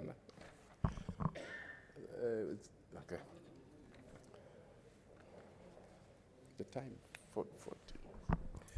Thank you very much, Speaker. Mr. Speaker, I beg to move that notwithstanding the resolutions of the Senate made on the 27th February 2020, approval of Senate calendar, and on the 15th September 2020, alteration of the Senate calendar, And pursuant to Standing Order number 29-4, the Senate resolves to further alter its calendar, regular sessions, for the fourth session, 2020, in respect of Part 4 of to proceed on recess starting on Friday, 9th October 2020 until Monday, 2nd November 2020, and thereafter resume sittings on the Tuesday, 3rd November 2020, as set out under Part 5 of the calendar, and that the Senate calendar regular sessions for the fourth session 2020 be altered accordingly. Mr. Speaker, I do not need to belabor this particular point. This Senate has been so busy and achieving so much during this period. And Mr. Speaker, the moment have come for the members to proceed on a very short recess, Mr. Speaker, of about just 3 weeks, to be able to re-energize and then be able to serve the people of Kenya in their various counties, and also, Mr. Speaker, to work on committees, and some of them finalizing committee reports and so on. Mr. Speaker, there will be visits to counties, and there are many other programs as per committees. And so, Mr. Speaker, as you can see, if you look around this environment today, I see members have already proceeded on recess on their own, and but so we are simply, Mr. Speaker, confirming that members are anxious to go on recess. And I do not want to belabor this point. Mr. Speaker, I want to thank members for the amount of work they have done, Mr. Speaker. A lot of energy was consumed during the process of trying to find the formula for allocating funds to counties, Mr. Speaker. And so we needed this break. And I saw this afternoon how active the House was, Mr. Speaker. We were able to do a lot, beginning with the schedules, and also, Mr. Speaker, 2 bills that were able to pass through. So, Mr. Speaker, I do want to, it's very well-deserved break for members of this Senate. And therefore, Mr. Speaker, I'd like to move and ask the Senate Minority Whip, Senator Mutula Kilonzo Jr. to second. Thank you, Mr. Speaker. Senator Mutula Kilonzo Jr. Thank you, Speaker. I never thought I would say this, but we deserve a break, and we need a break from the work that we have been doing. I know, Mr. Speaker, you also know that we deserve a break, including our staff who have persevered this COVID to work with us throughout. They need actually the break more than us, because we'll continue working. And we thank the members of staff of the Senate Secretariat and all who have made sure that we have managed to comply with all the timelines. If it wasn't for the committee and Secretariat of the Legal Affairs of the Committee on Finance, we would not have worked tirelessly to ensure that we have the schedule. There are those who work behind the scenes, who never come to the floor, but we recognize, you allow me to recognize members of the Senate and the Speaker for guiding us through this very, very, let me say, challenging time. We never thought we would get back together where Senator Majority Leader would be talking to me, Senator Orengo would be calling me. We were divided, but God is with us. I second.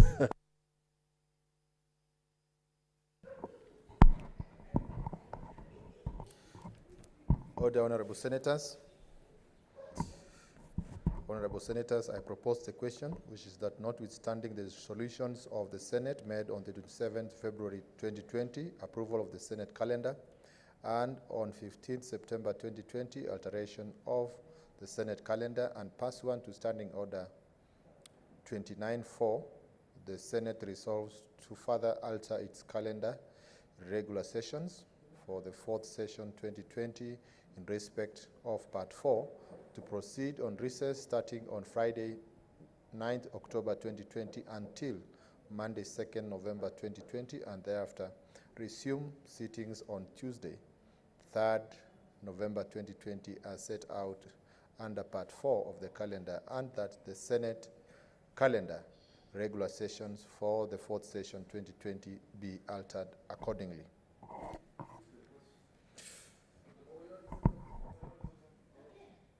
Order, Honorable Senators. If there are no more requests, or there are no, I can see from the screen here that there are no. Senator Sakaja.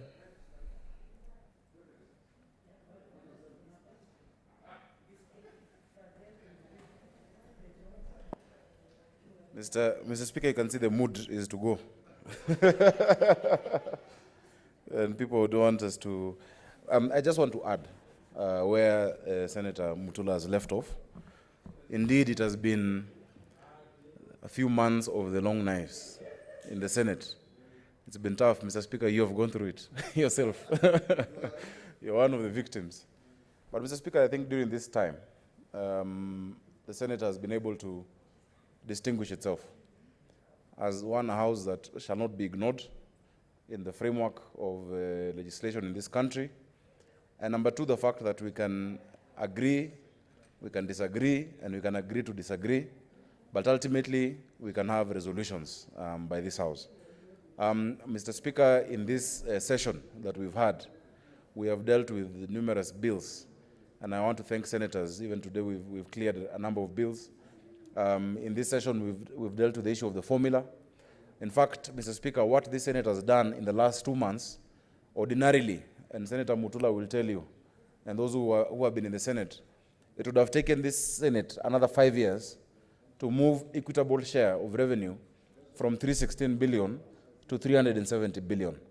What would have taken 5 years for this country and for devolution has been done, Mr. Speaker, within 1 or 2 months, Mr. Speaker. And we're grateful. I want to take this opportunity to thank our Secretariat as well. I think they need more rest than we all do. They have been tremendous. They have given us support in our committees and in the House. And through this tough process, they've remained extremely, and as I always say, professional in the work that they're doing.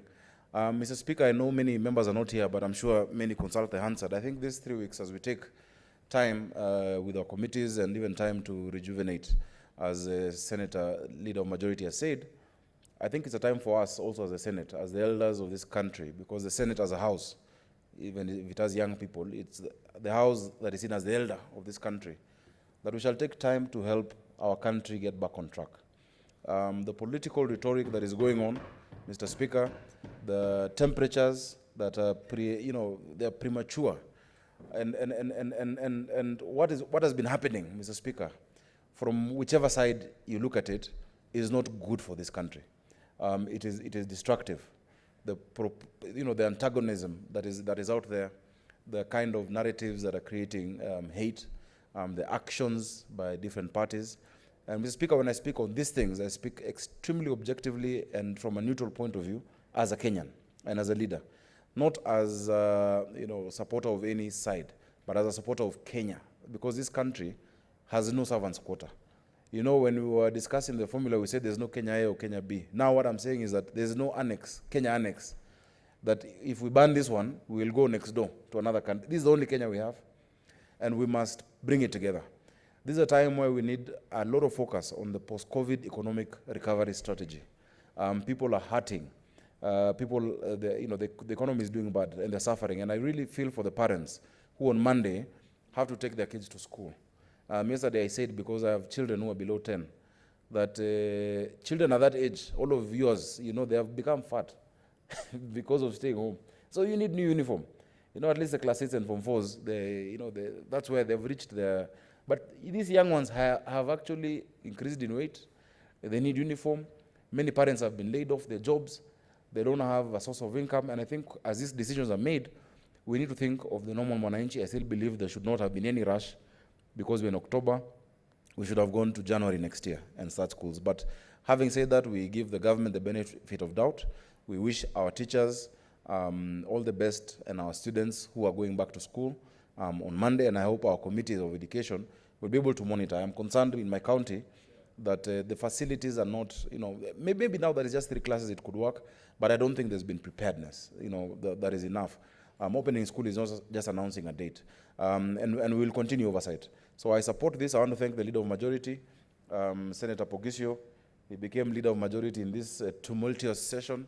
He got a baptism of fire, but I want to assure him that from the majority side, we have a lot of confidence in him as our Leader of Majority, and he needs to know that even when there are situations where we may not agree, we still consider him as our leader of majority and our whip. And even as they continue learning on the job, fortunately, Senator Pogisho has been in this house for long, for long. The other day I said before I was born, and I think I was right. He's been here and he's seen it. There's nothing new under the sun. Mr. Speaker, also you take heart. Senator Malala, Senator Langat, myself, in politics, Masinde Muliro used to say, you must be ready for three things. One, to be arrested, or two, to go broke, or three, to die. And an easy rest, the head that wears a crown. So let us put everything that happened behind us. Let us forget it, let us forgive. Let us come back together as one team, the Senate of the Republic of Kenya, that has a role that has not been amended in the Constitution to not just protect the interests of our countries, because our countries make up this country, but to protect the interest of Kenya. Mr. Speaker, I support. Thank you.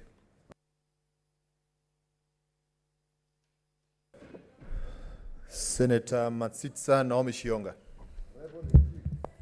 Thank you, Mr. Speaker, for this opportunity. Just to congratulate the leader of majority for the motion that he brought around of adjournment of the House. Mr. Speaker, as many have said, we are tired. But we are not tired because we have been doing nothing, we have been doing something. And it's because we have shown Kenya that we were there, and this is at the upper house that can decide the direction of Kenya. And indeed, we have done it.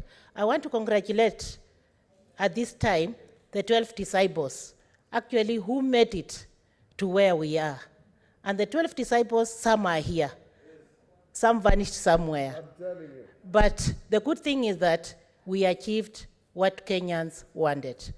Mr. Speaker, what I want to urge my colleagues is that let us maintain peace, order, and we restrain from unnecessary politics, because when we are going to rest, we really do not need to entertain anything other than peace. If we don't want to make peace, let us make with our family and our fellow citizens. Mr. Speaker, it has been work well done, work well achieved, and we know Kenyans have been watching, and they have realized that there is a house here, the 12th Parliament, there is a Senate that is live and full of enthusiasm, and it is good that I am part of it. Mr. Speaker, as I finish, it is that when we are going, it is good that we are going as one, the way we came. And when we come back here, I know me with Mutula, we were not even looking one eye to eye. No. He used to put on a tie that I could not want to look at that tie. I tell you. And I used to, and when I looked at that tie, I was so afraid. But at the end of it all, he removed the tie, and he's back on his normal tie. So that means that the white smoke came out of the chimney. Thank you very much, Mr. Speaker, and we hope for peace to prevail so that Kenya can be taken to another level. Thank you very much, and God bless you.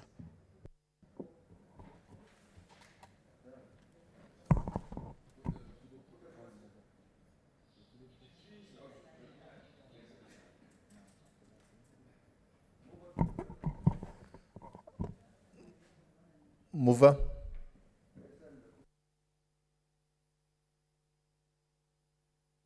The Speaker, just great that, I'm sorry, the Speaker, I beg to reply. And just to, on the basis that members have supported to go home, and I just want to thank everybody. The Speaker, I would like to thank you for the work you've done, and the chair, and the members of staff, the Secretariat. Thank you, and I beg to move. Thank you very much.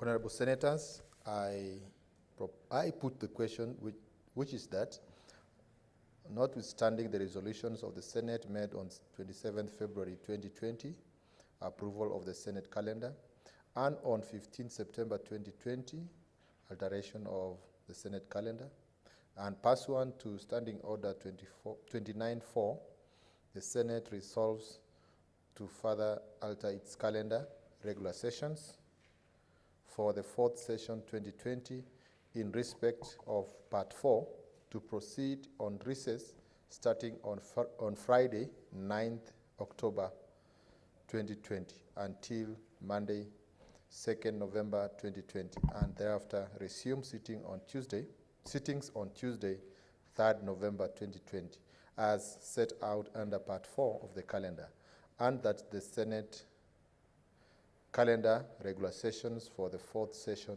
2020 be altered accordingly. Will as many as of that opinion say aye? Aye.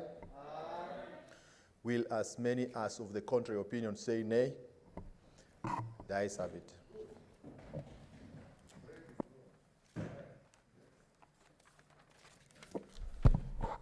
Honorable Senators, we proceed to order number 13. Order number 13, the Equalization Fund Bill, National Assembly Bills number 43 of 2019, second reading. Honorable Senators, during the last discussion on this bill, on the second reading, Senator Mutula Kilonzo Jr. was on the floor, and he had a balance of 19 minutes to contribute on the bill. Therefore, I give a chance to Senator Mutula Kilonzo Jr. Thank you, Speaker. I want to take less time so that we can prosecute something else. Number one, Speaker, I was on the floor yesterday and I said that the Committee of Finance, where I'm a member, has done a good job in terms of making sure that this bill aligns to what the Senate or contributors were saying. But I want to bring to the attention of the Senate something that I think we should consider. And I hope the liaison committee and Speaker, wherever you are, I hope you're listening. Article 216.4 says the Commission shall determine, publish, and review policy in which it sets out the criteria by which to identify the marginalized areas for purposes of Article 204. What that simply means, because I had the contribution of senators, is that once the policy is tabled, there's no framework in the Constitution or the standing orders for us to challenge the marginalized areas. For those senators who, like you, Speaker, who were in the first policy and are not in the second policy, the way the Constitution is framed, once the policy has been tabled, there's nothing much we can do. So for the members who are worried, question of areas is now settled until we go to the third policy. The second issue I want to raise, Mr. Speaker, from the ruling of the Council of Governors for the Attorney General, and because members have asked, the court has said this, and I want to put it on record so that this is settled, that the court said it is much appreciated that the basic services for which equalization fund is to be used under Article 204 of the Constitution, such as water, roads, health facilities, electricity, at the local level are county government functions under paragraph 2 of the 4th schedule. For that reason, they can only be implemented by the county government.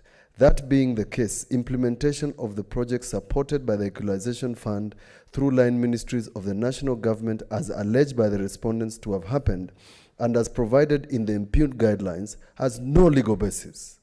The national government has no function in the 4th schedule. What this means, Honorable Senators, Mr. Speaker, is that the court has determined that the national government has no role except under section 18 of PFM to disburse the funds. And therefore, our amendments, Mr. Speaker, that we are going to table at the third reading, and I hope the chair can explain, all of them are anchored on that principle, that the board that we have set up, the money they are going to spend, 3%, the local committees that are going to identify projects, all those are anchored on the principle that this is entirely a county function. Third and last, Mr. Speaker, those senators who are concerned about the projects identified in the first policy, and Samburu is one of them, West Pokot is one of them, Mandera, etc., Isiolo. Those of you who are worried that these projects are going to be lost in the second policy, this bill and the amendments done by the Finance Committee have created a transition to the extent that those projects will not be lost. So you are still beneficiaries. And luckily, you are a lucky lot that the government only spent 1.1 billion. So the balance is still a huge sum of money to cater for your counties. There should be no worry about this.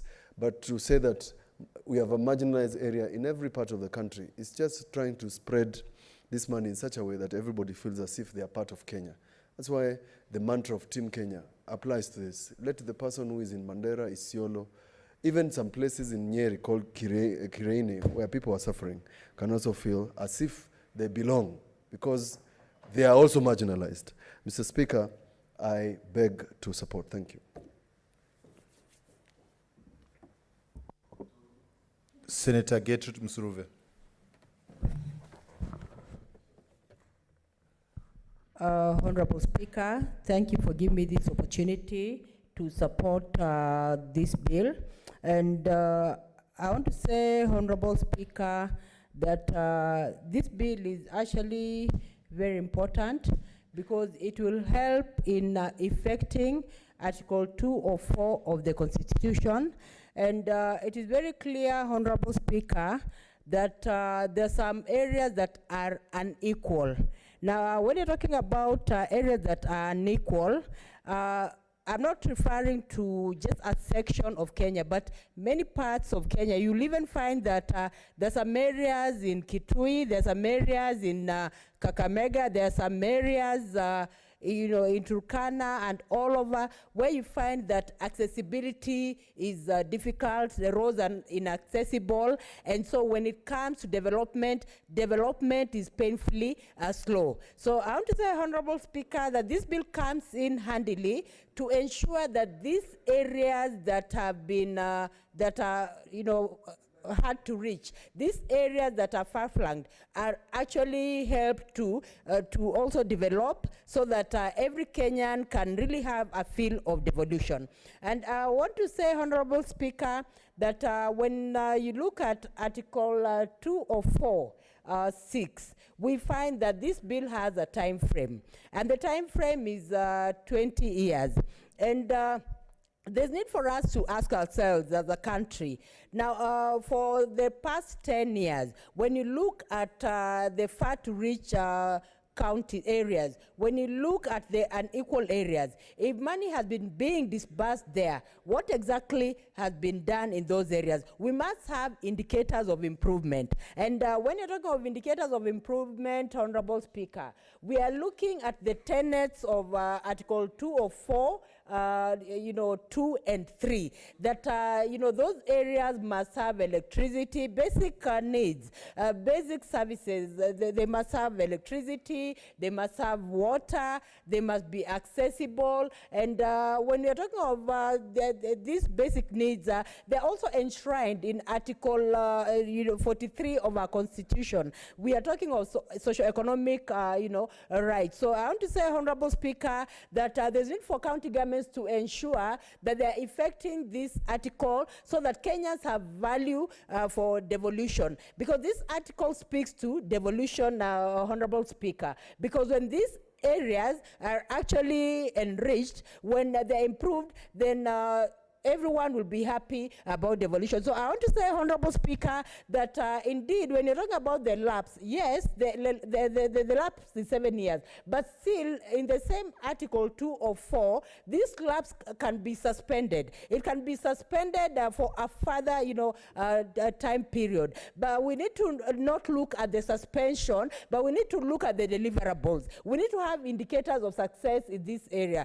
Honorable Speaker, I want to say, even on the floor of this House, there are some areas where there are no teachers, and we know very well that when it comes to education, it is a basic right.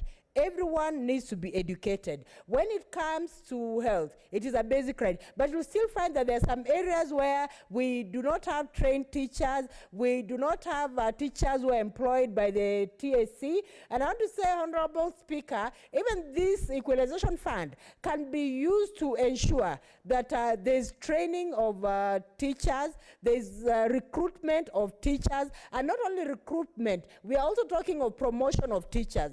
And I want to tell you, Honorable Speaker, as I stand here as a teacher by profession, I once taught in a school in Chebuyusi High School. Immediately I finished my diploma, but the area was so inaccessible. I remember I used to go to Kakamega town once in a month just to get my salary, and I would make sure that when I'm going, I carry a jerry can, so that when I reach Kakamega town, I buy fuel, then I go back with it, to Chebuyusi, because the area was not really accessible. So when you're talking of, areas that are hard to reach. It has to be clear that there are some parts of this country where there is an equal development, and this money can be used. And the good thing about this money, Honorable Speaker, is that once it is released by Treasury, it does not go back.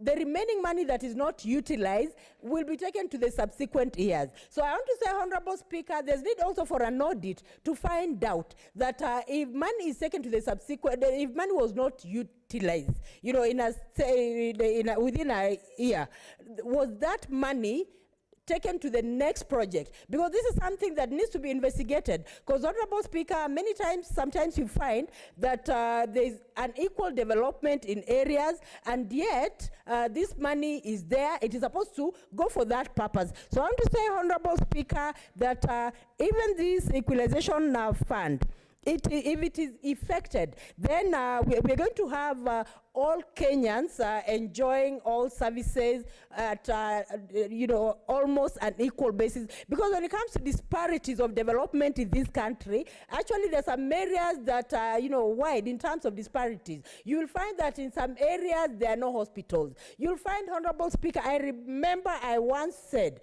there's some schools, when you go there, you find that, the classes are made of, mud.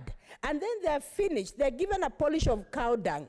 Honorable Speaker, it should not happen in a situation where we have this equalization fund. Honorable Speaker, Senator Mutula is tickling me. Order, honorable senators.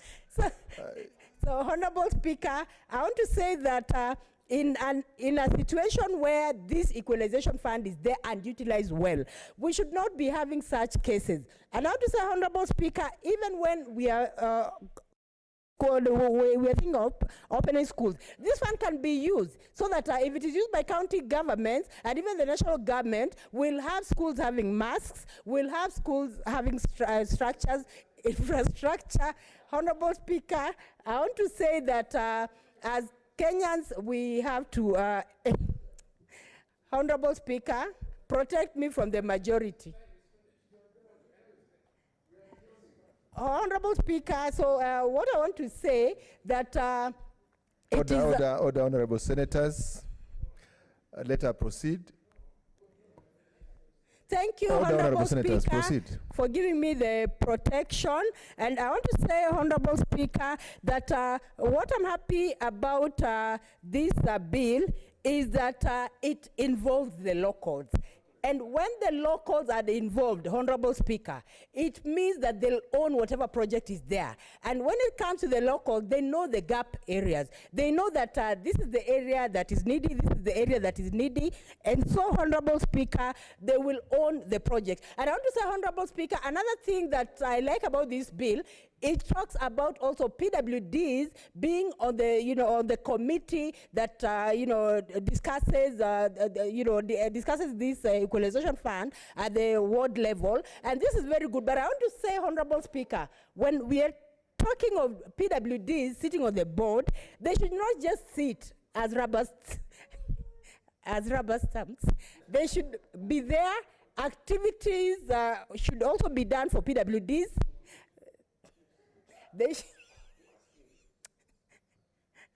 Honorable Speaker, I support, but activities should also be there for economic activities for PWDs. I support, Honorable Speaker. Thank you. Senator Abshiro Alaki. Mr. Speaker, I think there's need to reply to this. So I'll concede my time and say that I support, and perhaps what we need to do is to look at the Article 204, sub-Article 7, which gives us an opportunity to extend the time, the sunset clause, and make sure that with this bill, we actually kill two birds with one stone, and actually have, at the committee stage, perhaps amendments such that then we can actually recover the lost time. I support, Mr. Speaker.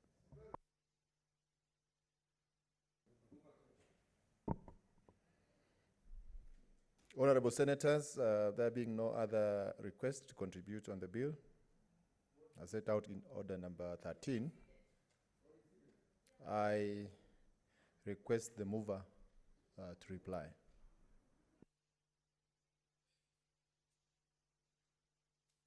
Mr. Speaker, I beg to reply.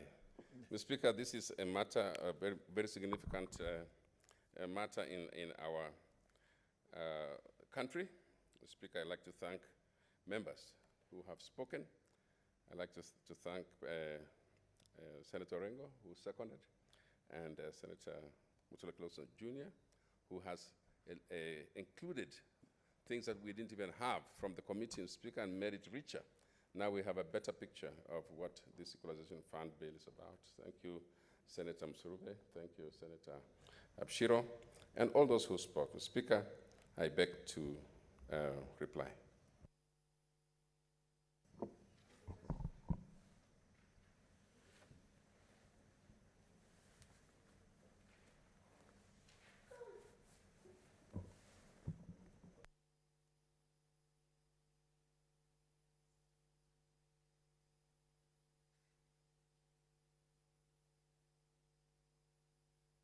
Mr. Speaker, I beg to reply and ask the Speaker to defer putting of the question to a later date, pursuant to Standing Order 63. Thank you very much, Speaker. Honorable Senators, we will not proceed to put the question today, and we defer putting the question to another date. Next order.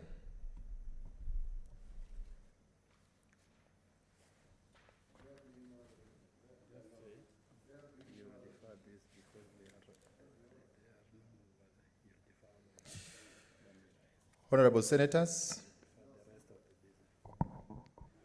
we therefore defer order number 14, order number 15, order number 16, order number 17, and order number 18, order number 19, order number 20, order number 21, order number 22, and order number 23. As there are no movers of all those motions,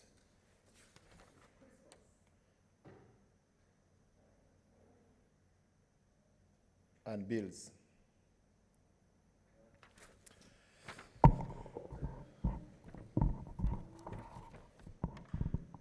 Honorable Senators,